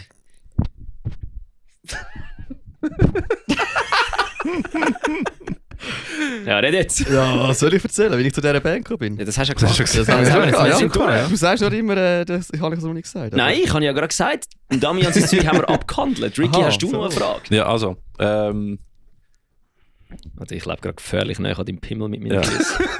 Also ich habe ja mal gefragt, was gibt es so viele Unterklassifizierungen im Punk und welche habt ihr am wenigsten gern? Damian. Welche habt ihr am liebsten? Ich weiss jetzt nicht, im Punk gibt es schon auch so ein bisschen Unterklassifizierungen, aber ich glaube, im Metal ist es schon noch ein bisschen ausgereifter mit all diesen verschiedenen Sparten. Der Dari wird sicher mehr kennen habe- als ich. Aber Ich habe würde einfach mal nicht das Gefühl, dass es sagen- ausgereifter ist. Ich habe einfach das So. Gefühl, Punks interessiert es weniger. Ja, das kann schon sein, ja. Ja, dann geht eher mal nur ein anderes Punk-Genre schauen. Also Sperling würde ich jetzt nämlich auch als Punk bezeichnen. Das hat mir schon mal jemand gesagt. Der Sperling ist doch so eine österreichische Band, oder? Nein, das ist eine Deutsche. Oh, Die sind aber eigentlich relativ so, also nicht soft, aber... also, das ist doch mehr so Folk, ne? Nein, Verwechselst du du- verwechselst das verwechselst ganz böse, ja. Schon? Ich Ah, kenne okay. Sperling zwar auch nicht, aber Aber das ist eben- verwechselst es. Das ist jetzt eben das, was du vorhin gesagt hast. Wenn du nur die Musik hörst, würde ich es jetzt nicht. Also wenn rein nur musikalisch hörst, ist es definitiv kein Punk. Aber das, Muss was nachher unbedingt Sperling lassen. Aber das, was du eben gesagt hast, Punk ist halt mehr eine Einstellung wie Musik. Es ist mehr ein Lifestyle. Und darum würde ich eben sagen, dass Sperling Punk ist. Also, und du kannst es im Punk Aha, ja, reinnehmen. ja, natürlich. Also natürlich, es gibt auch zum Beispiel gewisse Rapper oder so, Ja. die halt eine totale Punk-Attitude haben. Mhm. Und so. Also, es können Comedians sein, die eine Punk-Attitude haben. Aber, Ja. Wenn wir jetzt Musikstil wirklich jetzt auf das eingehen und jetzt zum endlich mal Ricky seine Frage zu beantworten. Also ich liebe am liebsten habe ich natürlich Skate-Punk oder einfach der 90er-Punk-Rock. So ein bisschen kalifornische. Mhm. Aber auch skandinavische, die haben eigentlich noch eine rechte Szene. Skandinavisch? Alter, ja. Es gibt viele gute schwedische Punkbands. Welche zum Beispiel? No Fun at All, Millencolin, Satanic Surfers, Millencolin. Veneria, Misconduct. Misconduct Die besten Bands kommen sowieso aus Schweden. Refused. Refuse, Alter, das habe ich... Da, Geht zwar eher so ein bisschen in Hardcore, aber... aber ist Refuse auch- sind ja die eine Band in dem Doom Concert-Dings, wo einfach eben nicht eine Metal-Band war, das weiß ich noch. Refused hat ein Album geschrieben, das heisst The Shape of Punk to Come und sie haben Ja. Kopfverteile recht gehabt. Die haben sogar mit dem Album mehrere Chartplatzierungen gehabt. Ja, ja, Also das ist ein brutal das gutes ist Album. extrem gut. Ja. Und vor allem, Punk hat 10 Jahre später so getönt. Ja, Oder das ist wirklich- Hardcore-Punk, Das ist zum Beispiel auch Metalcore. eine schwedische Band und, so, und jetzt musikstilmäßig jetzt auch nicht so Punk, aber wenn du den Frontmann anschaust oder die ganze Band, ihre Attitude, das ist Im Musikvideo haben also Poloshirts zugeknüpft, bis du rauf kannst. Gitarre da oben. Ja, das ist aber etwas. Punks und Hemder. Wenn die Ärmel drinnen sind, ist es bis ganz oben zu. Da hat mir der Moritz mal zusammengeschissen von Save Your Last Breath. Da hat der oberste Knopf aufgehauen. Dann hat er mich einfach so angeschaut. So, nein, das geht nicht. Er hat das Bier angestellt. Also, der geht zu, Kollege. Einfach so einen Knopf zugeknüpft. Wenn ich live ein Headband habe, ich sehe immer, wie es rauf zu. Ja, ist ja Punk. Ja. Hat halt auch irgendwie etwas so ein bisschen Für das Punk. Christliches. Er kommt ja bekanntlich im Klosterdorf. Ja gut, aber das kannst du jetzt natürlich auch, sagen, du hast das auch als einfach Stage-Outfits, um quasi das ein bisschen zu darstellen, dass du ein bisschen etwas Göttlicheres hast als jemand anderes, keine Ahnung, wo ich mit dem eigentlich ja, man kann sich so ausschmücken, wie man will. Ja genau, du kannst mal schlussendlich ist es einfach das Hemd und fertig. Und was ist mit kariertes Zeugs und Punk? Keine Ahnung. Wahrscheinlich ist das von Anfangszeit. Das sieht einfach geil aus, Alter. Ja, ich könnte schon sehen, dass von Anfang auf der Clash und Sex bis zu richtig Kleidung angekommen hat. Also was noch so das Ding ist, es gibt noch der Gainesville Punk. Das Florida. ist Florida Punk, wo so Hot Water Music und so. Was Hot Water Music? Ja. Ja, Musst du mal Wenn hören, du sehr die gut. vielleicht kennst. Das ist aber eher, es grenzt teilweise so schier ein bisschen so an Folk an, Mhm. teilweise. Und die haben ab und zu so ein Flanellhemd, aber was es genau damit zu tun hat, kann ich Ja, gar aber nicht in sagen. den Dings, in der HC-Punk, also vor allem auch dort, wo sich der Punk mit dem Hardcore vermischt, dort gibt es auch viel Karo-Hemder, so Comeback-Hit und so das Zeug in die Richtung. Es sieht halt auch gut aus. Es sieht auch gut aus. Karohemd ist aber nicht etwas, das kannst du irgendwie immer anhaben. Das stimmt, Ich meine, du bist nie ja, over- oder ja. underdressed mit einem Karo-Hemd. Ja. Für die, die den geil. Podcast gerade nur hören, der Dari hat auch gerade etwas Kariertes an. Weißt du, was ich Was in der Hand anhätte? geht heute Morgen? Ich dachte, Weißt du, was ich anhätte? Hätte ich keinen Longsleeve an. Nichts. Hose. und Socken. Ja, Jawohl. Sind das all die Socken eigentlich? fix. Ja. All die Weihnachtssocken. Aber in dem Fall gibt es Skate-Punk, es gibt Hardcore-Punk. Ja, es gibt ganz verschiedene. Es gibt Cross-Punk, es gibt Deutsch-Punk, Aber, Oi-Punk. aber ich muss sagen, Deutsch-Punk ist in den letzten Jahren auch verdammt stabil geworden. Also, die Also Deutschen- vom Niveau her, früher ist es vom Niveau her nicht so hochstehend gewesen, aber die heutige der moderne Deutschpunk, Deutsch-Punk ist brutal krass. Was also ist so modernes? Fahnenflucht und so, das ist gut. Eben auch so Sachen wie Sperling und ich sage jetzt auch Fjord ist Punk und nicht irgendwie Metalcore oder was auch immer. Ja, Fjord ist noch schwierig zu sagen, Fjord was das ist- für ein Musikstil Weil eigentlich ist. rein ja. musikalisch wäre es eigentlich depressiver Post-Hardcore irgendetwas. Ja, aber es ist halt Punk. Ja, Post-Punk, aber düster halt. Oder Adam Angst. Ja. Auch ganz krass. Ja, die sind ja. Aber ich muss sagen, Oder die ich Toten bin Hosen. früher recht ignorant gewesen und ich habe gedacht, einfach Punk- und Hardcore-Bands sind einfach Bands, die Metal wollen spielen, aber nicht können, oder? Ist so mein Gedanke gewesen. Was ist eure Defense dafür? Ich habe einen Defense dafür, Alter. Kennst du Royal Republic? Absolut keine Punkband. Sind eigentlich wie die Hives. Aber der Hives sind auch total... Aber eben, jetzt musst du hören, die Hives, die Royal Republic sind am Greenfield gestanden und haben das Gefühl gehabt, so, this is like a metal festival, right? Und also, yeah! Und dann sie so we're like kind of the pussies here. Yeah! Und dann haben sie einfach kurz mal Slayer gespielt. Aber mal Raining Blood durchgeballert und dann noch Battery von Metallica Geil. und dann haben sie gesagt, ja, we can play this shit as well. So. Verwechselst du nicht gerade mit Sum 41? Nein, es ist wirklich Royal Republic. die haben- Royal Republic ist eine Metal-Band gewesen, bevor sie sich das Weil Royal Sum Republic 41 gemacht hat haben. das Gleiche auch durchgezogen, Ja, glaube ich, ja. mal am Greenfield. Die Ja. haben auch das Gleiche gespielt. Sum 41 ist so Ja, voll ich auch. langweilig geworden mittlerweile. Alter. Das war so eine abgewichste Show gewesen am Greenfield. Er ist da gestanden und hat gesagt, Zurich! Nein, wirklich. Ja, Mann. Das ist Und mir ich gar habe sie nicht ja aufgefallen. ein halbes Jahr vorher hat sie ja in Zürich gespielt. Bruder, es ist Lol. genau die gleiche Show gewesen wie am Greenfield. Es ist wie bei Green Day, die haben auch im Hallenstadion das gleiche Set gespielt wie am Greenfield, aber es war auch gleich gut gewesen. Ja.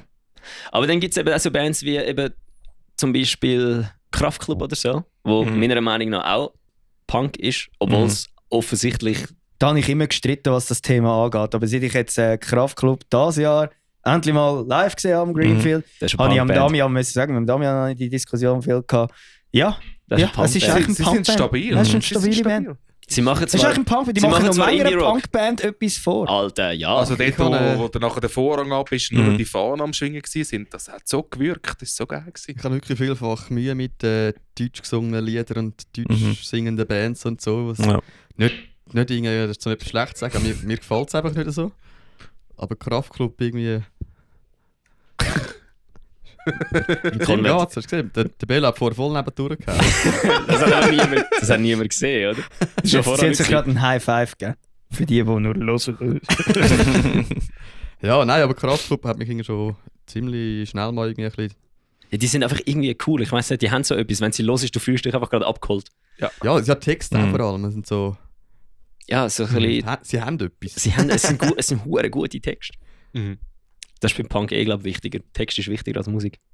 Definitiv, Ja, aber weil es die ist, Stars auch, meistens auch noch. es ist aussagekräftig halt, oder? Das ist, es kommt halt von früher, eben. Es ist eine Message eigentlich. Es geht gar nicht gross darum, was die Instrumente eigentlich spielen.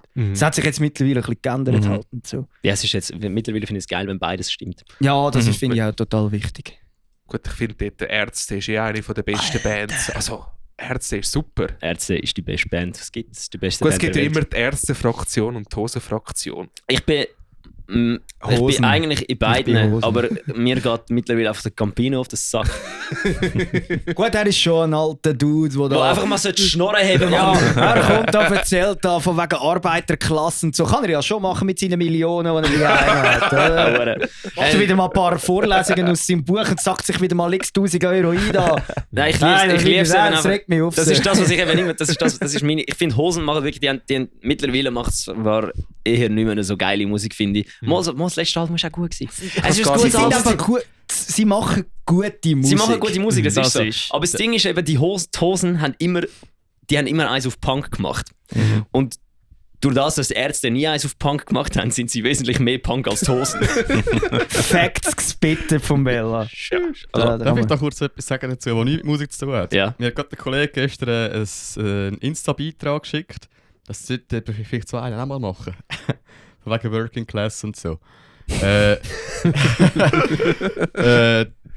Vienna Capitals ist der Hockeyclub von Wien.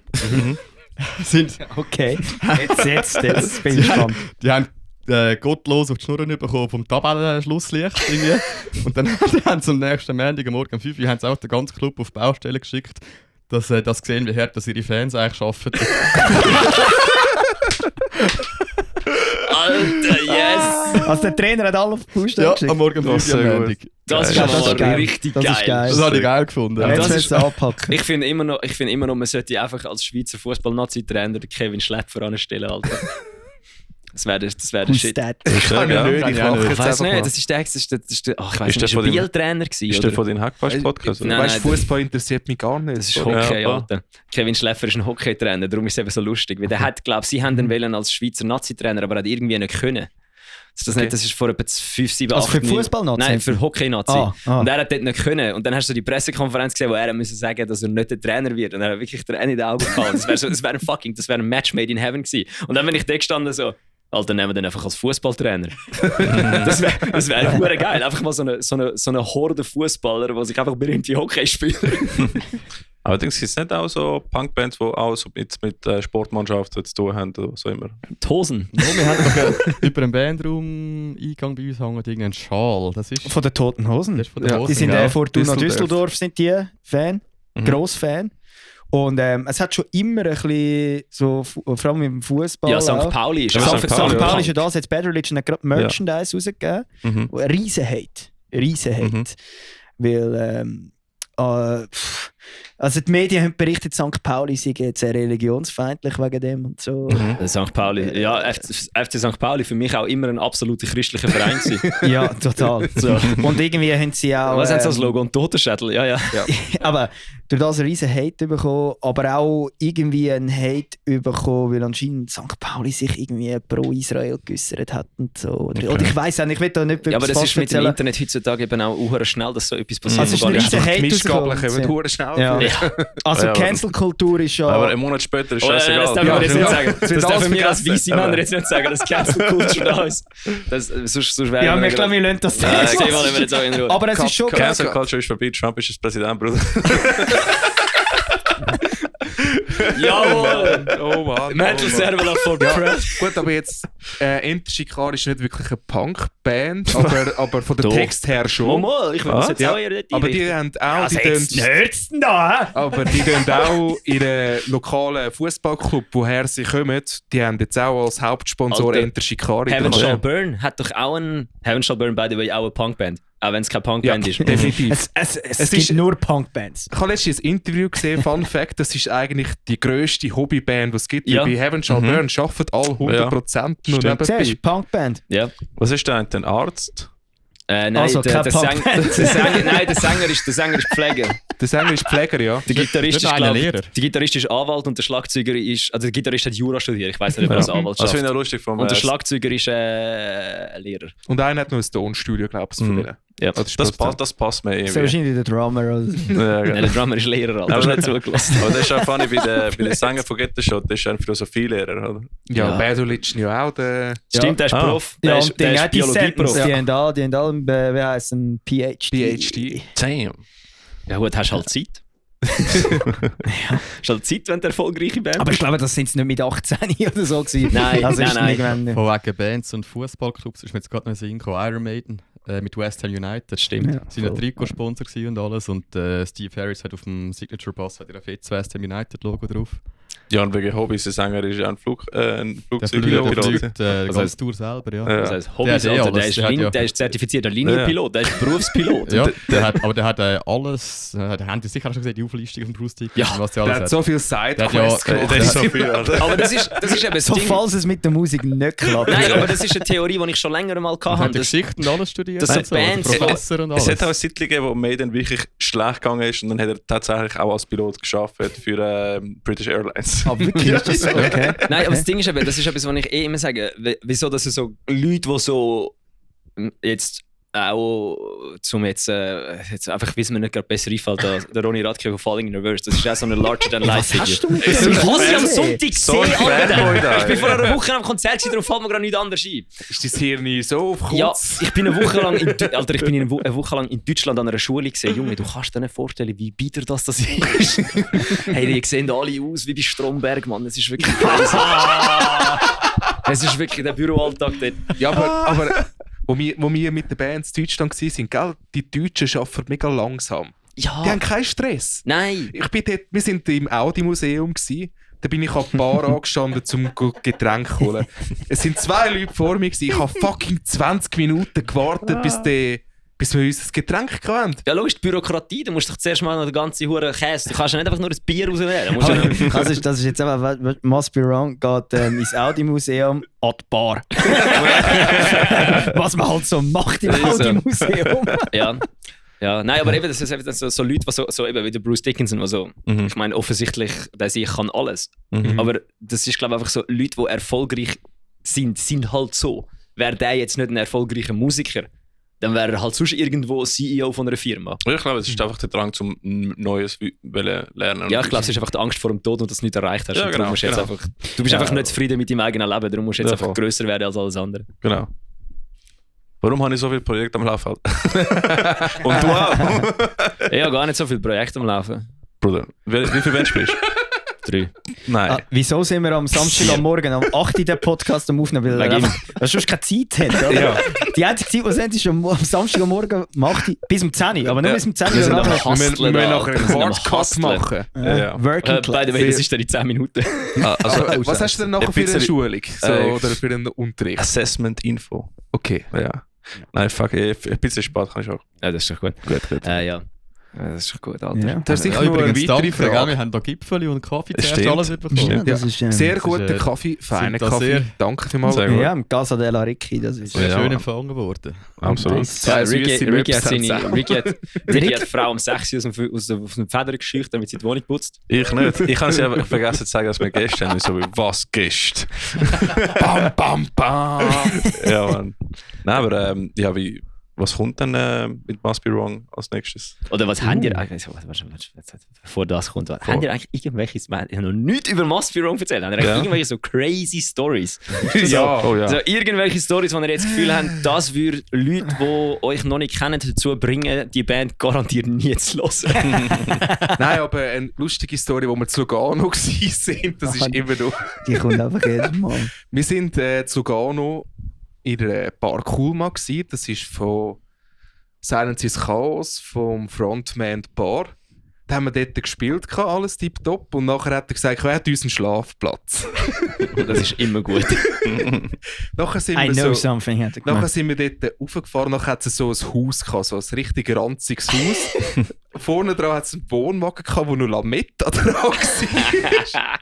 Und dann sind wir so einfach so, ja, mal dort reingegangen, weil die Adresse sagt, stumm, machen wir die Türen auf und es war so eine richtige Crackhöhle. Und nachher so auf dem Tisch ein verschimmelter Kaffee, so steht alles hure grusig. Nachher so einfach so in einem Raum hinten eine Stehlampe und 4 Nester bezogen. So, das wird so sein. Dann haben wir Ob es das war, wissen wir bis heute nicht. Also. Geil! ist in der Zwischenzeit noch der Walter White reingekommen oder so? Nein, aber so auf der dem ist Boden hat es einen Wohnwagen Blutfleck gehabt. Also einfach so ein Fleck, wo wie ein Blutfleck Dort Es ist ist jemand wirklich gestorben, grusig ja, mitgegeben. Es hat auch so einen Deckenventilator in diesem Raum gehabt, aber so einen ganzen alten, der eigentlich noch mit Stoff war und mit Draht gespannt. Aber ja. Nicht irgendwie Holzding oder so. Der war komplett zu Hudelfetzen und der Stoffding ist einfach runtergehangen und so. Zu oben hat sich die Tapete gelöst und ist runtergehangen. Also wirklich. Ich glaube, das ist etwas vom Punkigsten, was wir hier erlebt haben. Punk gleich runtergerannt. Das ist glaube ich, wirklich ein Besetzte gewesen. Wir zuerst so rein, so, alter Scheiße, was ist das? Wir geschaut, also das hat sicher Spritzen, nur muss man nicht reinstellen und so. Dann haben wir frisch bezogene Betten gesehen. Wir so, ja, das wird es wohl sein. Bis auf die unteren Abzug und einfach so reingekommen. Ja, nachher, wo wir alle so im Bett gelegen sind, so, ja, haben wir mal geschaut, dass da keine Spritze im Bett liegt. Dann haben wir nachher mal so geschaut, so, nein, ich glaube, also ich habe keine im Arsch. Das ist, glaube ich, okay. Und am nächsten Tag es hat so eine Badwanne gehabt. Und Alter, jetzt. Die Story wird immer besser. ja, eben, du bist ja zuerst hin und du hast doch, glaube ich, noch eine Gabel gefunden. Also, das ist so ganz... Du bist in die Badewanne. Wir haben das Badzimmer gefunden. Nein, wir haben am Freitag in Lugano gespielt und am Samstag in Kreuzlingen. Ah ja, das ist absolut... Ja, genau. Ja. Es ist aber gerade so auf dem Weg gelegen, einmal quer durch die Schweiz zu fahren. Und dann natürlich am Samstagmorgen, wir so, hey, wir müssen duschen, sonst machen wir Krätze über oder so. Und dann bin ich dann mal so ins Badzimmer raus, natürlich nur in der Unterhose, jetzt auf der Zechenspitze so vorgelaufen, weil ich habe wirklich Angst gehabt, dass ich irgendwie, ich weiss nicht. Es war wirklich grusig. Wirklich grusig. Und dann, ich so die Badzimmertüren auf und dann hat es so eine Badwanne gehabt. Ja. Die war braun, die Badwanne. Geil. Also, sie wäre weiss gewesen, aber es ist so... So leicht Algen angesetzt im Boden. Ja, so so Kitzbühel war schleimiger grün Belag. gewesen mittlerweile rundum. Und Also der die- Vorhang, der runtergegangen ist, der ist irgendwie nur noch bis zur Hälfte, weil unten rauf ist er verfaulen gewesen. Oh mein Gott. Dann bin ich so in die Badwanne Ja, rein. der Und du Spülkasten hast hat dir gedacht, ich bin nachher sicher sauberer als voran. Dann, der Spülkasten auf dem WC, aber hat keinen Deckel mehr drauf gehabt. Hast du irgendwie so einem Hebel aufziehen und so. und nachher bin ich so in die Badwanne reingestanden. Ich so, Alter, ich muss jetzt duschen, oder? Dann habe ich dort so die Brause genommen. Und dann ist neben dieser Brause ist einfach so eine abgekröpfte Gabel gelegen. So. Ich so, yo. Ich so, zum Glück ist es kein Löffel. Ich weiss nicht, was in dieser Badwanne... Dann habe ich dort duschen. Dann ist der Jan duschen. Ist eigentlich also wirklich nachher okay gewesen, als... Dann kommt der Damian. Kommt so, der hat gesagt, hey, bei dieser Dusche, es war ja so eine Badwannenarmatur. Ja. Du musst ja das Hebel aufziehen Ja. zur Brause. Der Damian so, ja, ich habe das Hebel auch nicht aufgebracht, ich musste in die Badwanne reinlegen und mich kommt dann an. Ich bin nicht drinnen gelegen. Ich habe Der Damian hat das Bad genommen. schon das Bad eingeladen. Alter, Nein, ich bin aber wirklich warte, das jetzt für erklärt die, jetzt die hure Gabel. Für die Das schauen. erklärt jetzt die Ja, Hure ich habe das Gabel. nicht. Ich habe die Gabel auch gar nicht gesehen, aber auf jeden Fall, für die schauen, ich bin nachher so Spitze unter so einem Ding unter und habe mich einfach unter normalen Hahn und wenigstens den Grind runterwaschen. Der Jan hat wahrscheinlich einfach gedacht, die Gabel ist, um das Teil aufmachen. Ich verstecke die jetzt, dass der Damian nicht Wir nehmen mal an, es war für das gewesen, also, aber es hat natürlich dort in dem Moment keiner an das gedacht. Aber es ist schon eine der lustigsten Aber ich könnte Storys. wetten, die Gabel war unten dran so angeschwärzt von einem Feuer. Die haben irgendetwas auf dieser Gabel gekocht. Oder, würde ich sagen. Es ist schon eine der abgefucktesten Storys, die wir erlebt Am besten war am nächsten Tag, haben wir den Dude auch wieder gesehen, weil sie haben mit uns in Kreuzlingen gespielt. Ja. Habt ihr ihnen dann etwas zum Schlafen zur Verfügung gestellt? Ja, Oder einfach das ein Gerät? dort haben wir können Die können in der Club Venue pennen, das Kreuzlingen. Gut, aber sie haben auch keine Dusche gehabt dafür in dieser Venue. Nein. Also, okay. Ja gut, aber... wir hatten erst mal wirklich die High sind am Sonntag können richtig duschen. Also, das war schön. ja. Das ist richtig punkig. Aber dann am nächsten Morgen mir so, er so, hey dude, how was your night? Und so. Und wir so, oh, das war schon mega die Crackhöhle und alles und so. Und der, yeah, the crack house, yeah, but it was for free. Wir sind jetzt alle heroinabhängig und abgefixt worden, aber ist okay. Ja, das ist etwas, was ich mittlerweile wirklich muss sagen, wenn wir irgendwo spielen und müssen übernachten, ist so, kommen wir bei euch, hat es denn etwas zum Pennen? Und wenn es dann heisst, ja, ihr könnt in der Venue schlafen, und wir so, was heisst in der Venue schlafen? Wir müssen Mädchen mitnehmen, schlafen, nachdem alle gegangen sind am 4 Uhr auf der Bühne, oder es hat dort ein Zimmer. Ja. Weil wenn es jetzt das nicht hat, dann gehen wir einfach ins Hotel oder Ja, Airbnb. das ist eigentlich schon viel angenehmer. Ist schon so, wie es alle gesagt wir haben jetzt keinen Backstage, aber so links neben der Bühne hat es Platz. So, ja, Ja, da du musst ja alles verrussen umziehen und so. wie im Eberi, Mann. Das ist schon. Ja, aber es ist eben so Storys, das kannst zurückdenken und es ist irgendwie im ersten Moment denkst du, what the fuck? Aber nachher findest du es eigentlich recht amüsant. Es ist auch sauer. Hast du nachher nicht einen Ausschlag? Ich habe nachher einen Ausschlag bekommen, bin zum Arzt gegangen und dachte, ich sei Knetze oder so. Ja. Ich habe mich eben Wochen vorher...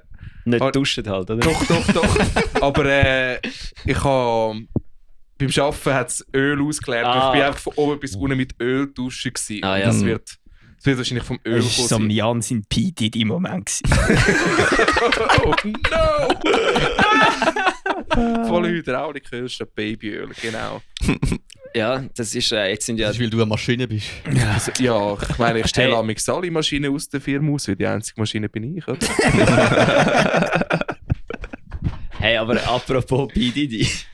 Oh nein. Nein, Nein, machen wir nicht. Nein, nicht das. Hast du die Story auch mal verfolgt? Nein, gar nicht. Ja. Aber mir geht es mehr so darum, ich habe es recht ironisch gefunden, dass 2 Wochen nach dem Auftritt von Anti-Flag am Greenfield plötzlich einfach so, du hast eigentlich mit Anti-Flag los. Alter, das Anti-Flag, also... Ich habe schon immer Müll gefunden. Ich finde es auch. einfach wirklich sehr geil, weil... Was ist passiert? Das hast du nicht mitbekommen. Dass sie den Instagram gelöscht Das haben ist oder Punk, so? das hat er nicht gecheckt. Die Band hat sich komplett aufgelöst, Alter.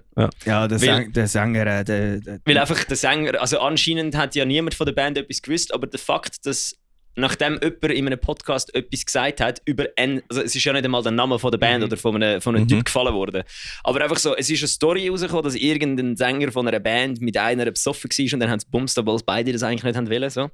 Und der Fakt, dass nachher einfach... Kann man nur erwähnen, dass sie minderjährig war. Das Das ist ein wichtiger Das ist sehr wichtiger Fakt. so weit habe ich es eben nicht mehr im Kopf gehabt. Aber ja, Mal, es sind alle Das ist schon minderjährig wichtig. gewesen. Fair Also, Schwung. wichtiges Detail gewesen. Tipptopp gut, in dem ja, Fall. das ist eben. überhaupt... Also, Ja, das eben. ist, Aber dass dann halt Alright.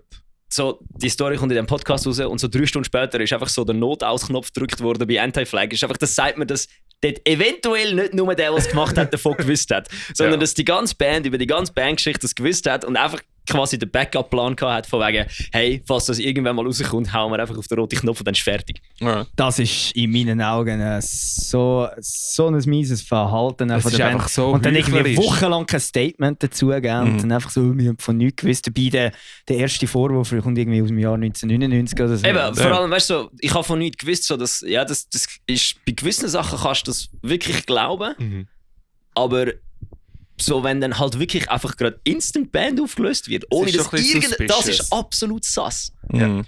Weil ich habe ein Interview gesehen mit dem Sänger von The Blackout und er hat dann eben mal so das Gefühl gehabt, man sollte aufhören zu sagen, dass Lost Prophets Pädophile sind, weil es ist definitiv nur der Sänger gewesen. Weil die Band hat das nicht können wissen, weil anscheinend, sage ich mal, bei einer Vans Warp Tour hätten sie irgendwann am Morgen um 11 Uhr spielen oder so und der Sänger sei einfach zu spät gekommen, weil er am Abend noch irgendwie gesoffen hat wie so ein Blöder und sie haben mal gesagt, jetzt hörst du auf, du musst morgen spielen früh und dann sagen 10 Minuten zu spät gekommen und dann hätte der Bassist einfach windelweich geprügelt.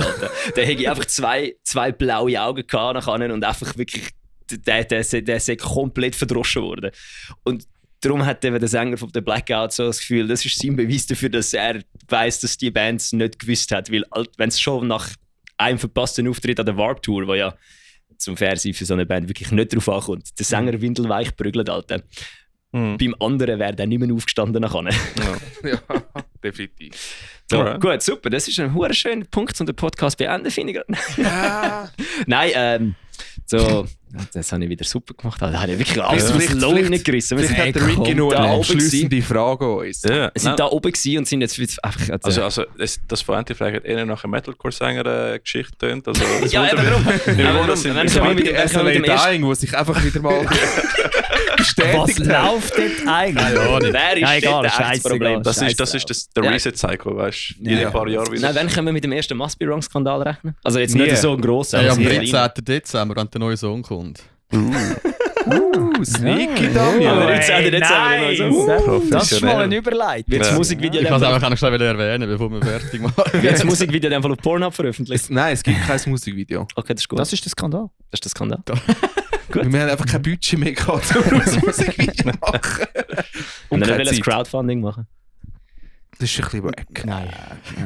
Crowdfunding und Punk funktioniert gar nicht zusammen, aber eigentlich würde es verdammt funktionieren Ja, zusammen. wieso soll es nicht funktionieren? Aber es ist irgendwie nicht Also so nein, unser Weg. Also ich weiss Eben, nein, nicht. ich meine mehr so eben rein von der Ideologie her, Crowdfunding und Punk, nein, aber eigentlich Punk und Crowdfunding wäre ja genau das Ziel von Punk. Irgendwie, ich habe auch den God-Feeling von dir. So ist wack. Was, Crowdfunding? Ja, irgendwie, Ja. ich weiß auch nicht, aber irgendwie, wenn ich das sehe, so, Ja, ich weiß nicht, es ist Es schon kommt ein manchmal gutes so ein bisschen Mittel, geküchlert über. aber Ja, dann oder? Das ist verlieren, dann, wenn die irgendwie Bands, die sich erst gerade gegründet haben, verlangen Okay, irgendwie ja. Zehntausende von Franken für eine Mhm. Produktion. es ist schon ein bisschen Herbalife-mäßig, oder? Ja, aber weißt du, ich habe jetzt gerade Pyramiden-Schema. ich habe jetzt eben gerade einen Punkt gesehen, wo ich das Gefühl habe, die Leute haben früher den Bands halt Geld gegeben, dass sie Alben gekauft haben Ja, und sonst das das Zeugs gemacht haben. Das kannst du ja jetzt nicht Aber mehr. dann sollen sie halt mal wieder an die Shows kommen. Ja. Ja, aber Ich das meine- will ja niemand. Hallo, Ja. es ist Samstagabend, ich gehe doch nicht voraus. Ja, sorry, Ja, keine gell? Ahnung, Man es schaut ist man irgendwie- schaut Bands lieber auf TikTok. Es ist schon irgendwie so ein Das ist ja so. Haben die einen TikTok? Offer-Demand-Zeug. So. Ja, Nein, Must Be wir haben Wrong kein wird, TikTok. wird nie. Und ich hasse mich dafür, wenn wir es jemals werden haben. Wir machen nie einen TikTok-Kanal. Das finde ich sehr gut. Weil Must Be Wrong ist alles andere als eine TikTok-Band. Das ist Ihr so. hättet wahrscheinlich so Erfolg auf TikTok. Ja. Aber das ist eben das Ding, mit Wir TikTok machen ja hast du die nur jungen Musik. Kinder. Wir machen Musik und nicht, wir sind keine Influencer. Dafür könnt ihr Metal Saber auf TikTok folgen. Speaking of, Sneaky, Jetzt sneaky. kommen die guten Überleitungen. Ja, hä? jetzt- speaking of TikTok, ich glaube, unsere Xonor-Maske hat sich verabschiedet. Nochmal kurz, nochmal kurz Es ist zum nicht mehr Erwähnen. Nochmal kurz zum Erwähnen. Am 13.12. habe ich mit dem Herr da einen Must Be Wrong gegründet. Das war vor gleich 5 Jahren gewesen. Und jetzt zum 5-Jahr-Jubiläum der Band gibt es einen neuen Song. Aber das finde ich gut, Das ist schön. weil ich habe am Das ist wieder 13.12. der wählen. 13.12. wieder im Freitag. Ich wollte am 13.12. Boom. einen Song release und ich bin jetzt gerade happy, dass sie es nicht gemacht haben. Das ist gut. Ist also Ja, Freitag? finde ich cool. Ja, das ist ein Freitag. ein Freitag, ja. Release Friday. Geil. Wieso releasen jetzt eigentlich alle Bands auch am Donnerstag oder am Gell, Mittwoch? das habe ich jetzt gerade fragen. keine Ahnung. Mittlerweile alle am Donnerstag. Jetzt werden alle anders sein. Paleface hat es einmal gemacht und jetzt alle hinten drin. Ich habe auch irgendwie den Grund vergessen, warum wir alle am Freitag machen. Das ist wegen den Charts. Weil du dann am längsten Zeit hast, um in die nächstwöchigen Charts reinzukommen. Stimmt, so ja klar, so haben wir auch unsere Chartplatzierungen gemacht.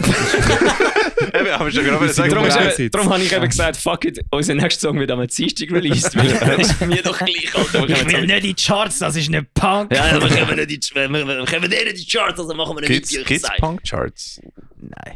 Ich glaube es nicht.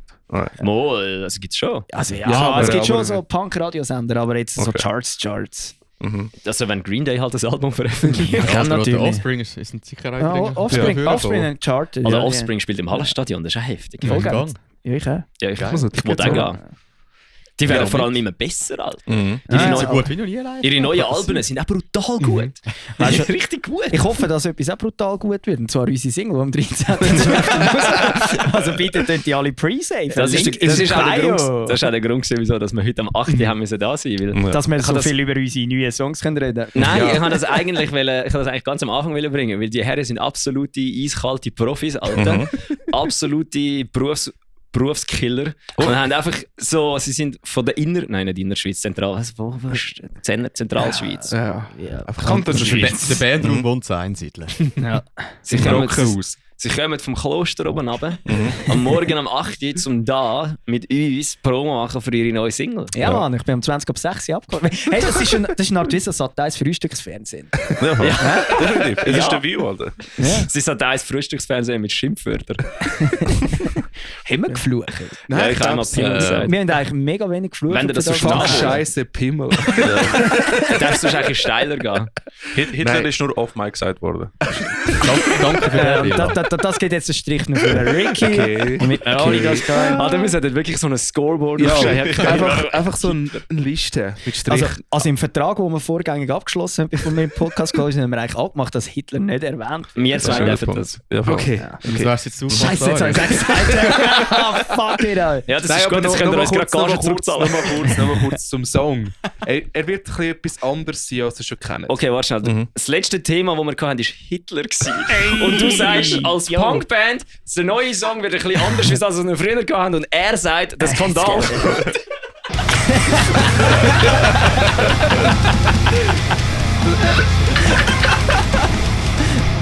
Okay. Das ist Okay. das Nein. Also, wir kommen zurück nach der Pause zu unserem neuen Song. Er heißt Fool's Paradise. Am 13.12. ist er draussen. Who's Paradise? Fool's Paradise. Fool's Paradise. Alright. Das Narrenland. Ich kann mich jetzt wirklich zurückhalten, dass ich da nicht etwas Dummes reinschieße. Aber ich habe gedacht, irgendetwas müssen wir euch ja auch bieten, wenn ihr schon so früh kommt am Morgen. Drum. Also, was ich auch muss sagen, ist, weißt, ich höre eigentlich nicht Punk, aber ich finde, Must Be Wrong ist eine Band, die kannst du in einem Hardcore-Line-Up nicht tun, kannst du in einem Metal-Line-Up nicht tun. Und fickt einfach. Wir haben erstaunlich viele Metalheads an den Shows. Was ich einfach auch muss sagen, das habe ich euch aber auch schon privat gesagt und ihr wollt es nicht hören, aber wenn ihr... Wenn ihr halt Vorband sind von so einer mittelgroßen amerikanischen Band im Werk 21, dann kannst du eigentlich heimgehen als die Band. Das ist wirklich einfach, es bringt so wie nichts. Aber das haben wir auch schon mal gehabt, dass wir Vorband sind von einer anderen Band, die Albumtaufe hatte und die hat es nachher richtig angeschissen, wo wir Vorband sind. Matchbox Whispers. Nein. Ja, das habe ich aber auch gedacht. Das sind wir aber auch Vorband gewesen. Ja, das ist fucking funny. Aber das machen wir auch mega gerne. Das ist auch hure fun. Also ich finde es eben auch Support Band forever. Weil wir sind die beste Support-Band. Ich meine, zu einer grösseren Band werden wir es nie schaffen, aber Support-Band for life. Mal, ich glaube, wenn er noch 30 Jahre dranhängt, könnte er über U2 werden. Obwohl, ich finde das schon noch cool, wir haben vorher über K-Defekt gehabt und bei euch trifft es auch, wenn jemand euch als Vorband tut oder platziert, dann ist es so wie Hold My Beer nachher für die nächste Band. Jetzt musst du mal sagen, was du dazu sagst. Oder? Also ich muss einfach sagen, wenn du natürlich eine Band bist, die ein bisschen ein Ego hat, das ist dann nachher wahrscheinlich kränkt. Wenn du eine Band bist, die eben wie Matchbox ist, wir haben es einfach geil gefunden, euch gesehen vor uns und dann wir so, cool, jetzt spielen wir hure Double noch. Es war aber schon recht amüsant hier. Es war saumässig lustig, vor allem Vodio, Alter. Vodio das zweite Konzert gespielt und wir haben einfach alle da gestanden, alle 6, sieben sind wir, oder? Fun Fact, der Dario hat noch so einen Burger gehabt, dort hat es einen Burger gegeben. Ja, Bülach. Und nachher hat er ihn auf die Seite getan, weil er hat eigentlich der Dario so einen, der nach der Show dort essen. Ja, ich esse nicht gerne vor der Show. Das ist aber auch fair als Sänger. Weil, ja, es liegt mir Huren auf. Entschuldigung, ich habe keinen Hunger, weil ich habe verdammt Lampenfieber. Ihr sind auch nicht Bloodhound gegangen, ihr müsst auch nicht kotzen auf der Bühne, von dem her. Ja, mal so ein kurzes Plötzlich-Ötzi. Mal der Jan hat auch mal meine Anekrise. Aber Hellfahrt, oder? Ja, er hat einen Trichter getrunken während dem Spielen. Das war das Zweite. Dort habe ich auch nachher einen Filmriss vom Konzert gehabt. Ich weiss einen Teil vom Konzert nicht mehr. Während ihr jetzt... Aber nochmal zum Thema. Ja. Nachher kommt der Dario zurück im Backstage und er so, nein, ist einfach sein Burger abgebissen im Kübel gelegt. Jetzt hat es mir vermutet, also Vodio, wenn er das gehört, ihr schuldet mir einen verdammten Burger, Mann. So wahrscheinlich hat einer von denen so einen Biss genommen und so, das ist ein veganer Burger. Kübel gerührt, so Alter. Ich habe mich nur auf den Burger gefreut. Ja. Und nachher liegt er so angefressen. So lieblos. Das ist mir aber auch schon passiert. Ich habe eine Pizza auf den Kühlschrank aufgetan und so gesagt, die esse ich dann nachher. Und alle Bands so, ja, ist gut. Und dann bin ich zurück, ist eine scheiß Pizza weg. Vodi ist auch so eine Band, die ist halbe eine Musikshow und halbe Stand-Up-Show. Das ist gut so. Bro, die Vodio ist einfach, wenn 4 Golden Retriever gekokst ist. Sie sind grandios. Ja, und Grenich, die haben so abgerissen. Ich zitiere gerne mal meinen Wachmeister, meinen Zugführer aus der RS, der ist mit so offener Fresse da gestanden nach dem Konzert so. Alter, das ist glaube ich die beste Punkshow, die ich in meinem Leben je gesehen habe. Es war wirklich gut gewesen. Also, impressed. Oh ja, 13. Dezember, neue Single, Fool's Paradise. Und 30. November, Werk 21. Genau, und am 14. Dezember für die Leute, die uns aus der Region Bern zuhören, falls es das gibt. Da gibt es. Ciao zusammen. Dann, Ciao, ciao zusammen. Am 14. Dezember sind wir noch in Planet Spade. Ja, wir können da jetzt so spielen. Ich habe nur mal eine gute, kurze Maspirant-Geschichte. Jawohl, hau raus. Das ist einer von meinen Favorite Jan-Momente von wegen Bern. Oh ja! Wir haben mal an einem Geburtstag gespielt, privat, und so bei einem irgendwo zu Bern, im Sahne im Hofer oben und so. Dort haben wir auch komplett alles mitgenommen. Da sind wir schon recht früh dort gewesen. Wir haben nämlich, sie haben eine Bühne zusammengezimmert mit Schalltafel und so irgendwo im Garten. Also so Im über Hochbeet Im raus Nichts irgendwie. Und vorne dran war alle Wiese gewesen. Das sind die Leute gewesen. Das hat, glaube ich, so einen Grabstein. Ja, es hat einfach so einen Grabstein gehabt, der aus dem Boden rausgekommen ist. Und die Bühne um einen Grabstein herumgelegt. Das ist geil. Geil! Auf jeden Fall sind wir noch schon recht früh dort gewesen, aufgestellt, haben wir noch rumgehängt dort, draussen im Gartenstuhl und so. Da sind halt vorzusuchend die Leute gekommen. Nachher irgendwann kommt einer zu laufen, sagt so, «Ciao zusammen, der Jan, tschüss!» Das ist mir schon echt peinlich. Ja. Dann bin ich so, alter Jan! Und dann so, was? Es gibt immer, Wieso der kommt, der geht nicht. also ich glaube, Ciao zusammen. Tschüss! das ist eben das Problem. Ich bin amix ultra verhängt. Ultra verhängt. Und die zwei ADHSler sind das pure Gegenteil. Wir zwei sind noch die gegangen 2 Stunden auf dem Trampolin gewesen, haben kaum mehr ein Konzert spielen. Wir hatten ein Trampolin gehabt. Ja, fairer Punkt. Und dann sind wir das letzte auf dem Trampolin gewesen, das haben wir müssen nutzen. Oh ja, also wir müssen, ich glaube, das müssen wir auf unseren Stage Rider schießen. Trampolin. Aber das 3 Meter mindestens. Trampolin und Essen nach der Show. Aber so ein Eurotramp, so ein grosses, Ja. was in der Turnhalle Die, wo wir im Turnen Ja. all Schaltjahr einmal hat dürfen Und aufstellen. dann hat der Lehrer gesagt, keine Überkopfrotation. Du bist, glaube ich, im Welschen in der Schule. Nein, er ist einfach Ausländer und hat kein Deutsch können. Ah, okay. Er ist aber mal irgendetwas beim ZSC gewesen, glaube ich, irgendwie so Physio oder so. Dann ist er Berufsschullehrer geworden in Ruster. Also ein Abstieg, Alter. Ja, Nochmal kurz eben zu unseren Charakteren, die wir haben in der Band. Ich glaube, das macht es auch ein bisschen aus, dass die zwei ADHSler dort so sind und ich der ruhige Pol. Das ist schon... Ja, das ist während der Live-Shows ist mir das auch immer aufgefallen. Der andere ist da verdammt nervös rumhauen hinter dem Schlagzeug. Der rennt auch die ganze Zeit tun und du auch so, yeah, so swaggen. Swag. Ja, der Jan ist halt einfach ein entspannter Typ. Einfach ein Chill Guy. Just a chill guy. Just a chill guy having his moment. Gestern Abend sind nur so Chill Guys Memes. Ja, ich habe vorher auch schon 8 bekommen. Ich habe mich gefragt, wo die herkommen. Bella, hast du nicht du mal erzählt, dass der Jan mal gegen seinen Verstärker gestoßen hat? Nein, das war der Mike, der das gesehen hat. Ich bin an dem Konzert der nicht rum. Mike Gewesen, wo Ja, der ich bin Jan... mal hinausgeflogen und in den Verstärker reingeflogen. Aber Dario auch schon. Du bist mal im Werk 21, Dario, und der Jan Als weiss nicht mehr Vorband wann. von Willem Scream habe ich gedacht, jetzt mache ich so einen Mega-Jump so, und dann bin ich irgendwie auf der Ferse gelandet, hinter das rausgeflogen. Und dann gibt es den Rabbit Riot, Also, der Fotograf. ja, hat er ein Und so. Foto? Ich gehe um und mache so...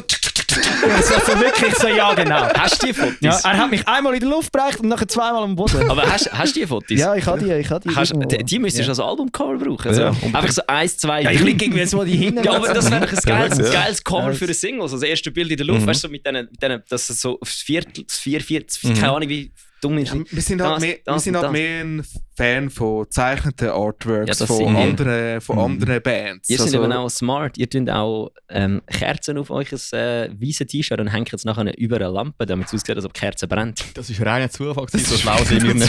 Wo haben wir das gemacht? In der Hafenkneipe. Hafenkneipe, ja, tatsächlich. Wo der Bella ist filmen. aber Ja. nur mal zum Albumcover also zu den Single-Cover, Albumcover, wie man es nimmt, das ist vom Hey. Sänger von Blowfuse. Wenn ihr mal auschecken. Jetzt, Ja, hat, jetzt hat der Jan fast etwas gedroppt. Hey. Was? Jetzt hast du fast etwas verraten. Nein, ich kann noch nicht verraten. Er hat fast verraten, dass unser Single-Artwork, auch unser Album-Artwork nächstes Jahr rauskommt, aber zum Glück hat er es nicht verraten. Wir haben noch keinen Song parat. Ja, aber das ist Kommt am gut. 13. Das ist gut. Das ist doch gut für euch. Dann habt ihr ein bisschen Druck und dann könnt ihr Ich habe noch arbeiten. viel Arbeit. Ja, also wir nehmen Nimmst du auch das Zeug auf? alles beim Damian. Ja, Ja, genau, schon, wir ja. machen mittlerweile alles selber beim Damian. Also Geil. der Damian macht auch alles selber. Also meine Stimme übrigens, heute zusammen nochmal. Also, wir haben das Drum nimmt der Amix in seinem Heimstudio auf. Mhm. Und Gitarre, Bass und Gesang haben wir nachher im Bandraum aufgenommen. Nehmen wir das wirklich mit Ja. Amp auf? Oder, Mit Amp. Mit Amp. Nicht wo Amp, sondern mit Amp. Mit Amp, alles. Bist Ja, nicht also so wie sie- du, Bella. Das stimmt Ich bin nicht. so, ich kann jetzt auch... Ich probiere im Fall Studio jetzt. in Bandraum zum Gitarre und Bass aufnehmen, Das ist anstatt gut. sein Zeug abnehmen. Ja, das wäre Ja, ja klar, auch. ja. Also, sorry, eine Amp und eine Gitarre mitnehmen wäre auch zu viel verlangt, oder? Gell, also das ganze Equipment ist sicher einfacher zum... Nein, aber es geht mehr darum, dass wir den Sound kennen vom Raum. Im Bandraum hast du halt Und einfach wo- die Vibes, oder? Wo geht jemand, wenn jemand von dir produziert werden? Mein bis jetzt total ausgereifte Instagram vom Carving Room Studio kann man natürlich gerne mal ein Like oder also ein Follow dort lassen. Wie heisst dein Instagram? Carving Room Studio. Aber das ist wirklich noch gar nie nicht. Ja. Ja, ein bisschen Gas geben. Nein, Jetzt mal schauen. Jetzt Das kommt ist zuerst gut. mal die Single. Und dann kann man ja auch nerven. Also, er ist schon mal gross Owner, steht schon mal. Das ist wichtig. Also, Ja. by the way, unsere letzte Single, die wir rausgegeben haben, dieses Jahr im August, das ist auch von Damian produziert Die ist worden von gut. Damian. Also ich tue einfach aufnehmen und Words editieren, untold. mache ich alles. Und dann Mixing geben wir Mastering geht zum Livermore. Jason Livermore, genau. Wer ist der Livermore? Ja, Wer ist ein Profi. Der hat eigentlich alle namhaften Punk-Alben von Lagwagon Noah, Fix Cigar Rise Again, A Day to A Day to Remember. Remember, wer ist das Hat er- Album? Ja. Das mit dem Darum Pink. stehen die Ramix Zürich am Strich, ihr braucht das Geld. Nein, aber jetzt mal, so, wenn ihr das wollt sagen, wie viel teurer, wie wenn du so bei so einem Ricky oder so produzierst, ist das, wenn du so einem grossen, namhaften Studio schickst? Lustigerweise nicht mal viel mehr. Also es kommt ich kenne Ricky günstiger. seine Preise nicht, aber Es kommt günstiger, wenn du es in Amerika mixen mastern lässt, als wenn sie in der Schweiz mixen Ja, mastern gut, das ist so, darum gehen wir immer auf Deutschland gehen. Aber es ist wirklich teilweise nicht so ein grosser Unterschied, weil du gehst auch vielleicht, du musst auch nicht gerade die nehmen, die keine Top 40 machen oder so, sondern einfach, die in deiner Nische gross sind, aber wenn du es global vergleichst, so wie... Aber wir bei uns sind ist es ganz eigentlich vor gar allem- nicht um einen Namen gegangen, sondern wirklich um seine Arbeit, die er macht. Also, Ja, logisch. Genau. Eben, Uns ist, aber- uns ist das egal, ob jetzt er da die Sentence produziert Ja, hat ja, oder nicht. aber sie- eben, der wenn er halt Sound, die den er macht. Sendens produziert Genau, hat. Ja, es ist Also ein er schafft- guter Side-Fact, um noch so zu erzählen. Ja, nein, aber, Fun aber Fact- du findest ja den Sound von Descendants Der- geil. genau, das ja, ist das- darum das geht ist es. das. Jason Livermore, der schafft im Blasting Room Studios, das gehört am Bill Bill Stevenson. Stevenson, ist der Schlagzeuger von den Descendants. Mhm. Das gehört Da da ihm. haben wir einfach ein Mail von ihm bekommen, von Bill Ich bin Stevenson. da fett am Rummailen mit dem Bill Stevenson, mit dem Jason Livermore und mit dem Chris Beeble. Der schafft auch noch irgendwie, macht glaube ich Finanzen. Der hat auch schon Rise Against zum Teil ein bisschen mitgeschafft auf den Aufnahmen und so. Mhm. Und ich habe so selber noch keine Ahnung. So. Mein erster Song ist jetzt da irgendwie der Words and Talks, wo ich irgendwie überhaupt etwas im Studio gemacht habe und so. Komplett mit null Wissen. Ich habe noch nie so ein nervöses Mail geschrieben, wie als ich den Song nicht rausgejagt habe. Das glaube ich dir, ja. So voll geschwitzt an der Tastatur. Ich so, das kann nicht sein, ich schwitze nicht im Schreiben. Also. Und nachher einfach so PC abgestellt und nie mehr aufgemacht. Ich habe ein Studio, das ich bei meinen Eltern im Keller gebaut habe, gerade zurückgebaut. Das ist jetzt wieder eine Werkstatt. Aber ja, nein, also ich glaube, das ist auch nicht das letzte Mal, wo wir den Must Be Wrong da im Studio haben. Ich glaube, da gibt es sicher noch ein Part 2. Ja, also dort, wenn wir einen 12 Stunden Podcast mit Kate Effect machen, brauchen wir noch Gäste. Ihr könnt uns gerne einfach mit Kate Effect zusammen machen. Also ich schwöre, irgendwann machen wir mal einen Podcast, wo wir zwei uns einfach verpissen. Wir brauchen einfach den Luki und den Niki. Ja, voll. Und dann, Machen wir das. und dann verpissen wir uns einfach. Ja, genau. Also, So, soll ich dem Ganzen jetzt einfach mal ein Ende setzen? Das ist sonst wieder nie fertig. Ja, voll. Ja, gehen wir raus. Ich glaube, wir können da noch Ja, merci Jahre mal, reden. Jungs. Wir haben Danke viel geredet vielmals. und gleich nichts gesagt. He? Ja. Doch, das stimmt. Ich glaube, ich habe mitbekommen, dass am 13.12. eure neue Single rauskommt, Fool's Paradise. Und das Yes. sind noch 2 Konzerte spielen das Jahr. Weißt du, was Sie dabei sind und merci für die Patrons. Wir haben das Patreon. Könnt ihr abchecken. Ciao zusammen. Tschüss. Danke vielmals, Danke merci euch vielmals. Merci, ja. Tüdeli, blöden Wichser. Wenn wir jetzt eigentlich so reden, wie Alex sagt nach der Tagesstunde. Ja, voll. Das mache ich eben auch. Ich schnurre immer am Schluss noch rein. Von dem her. Jawohl.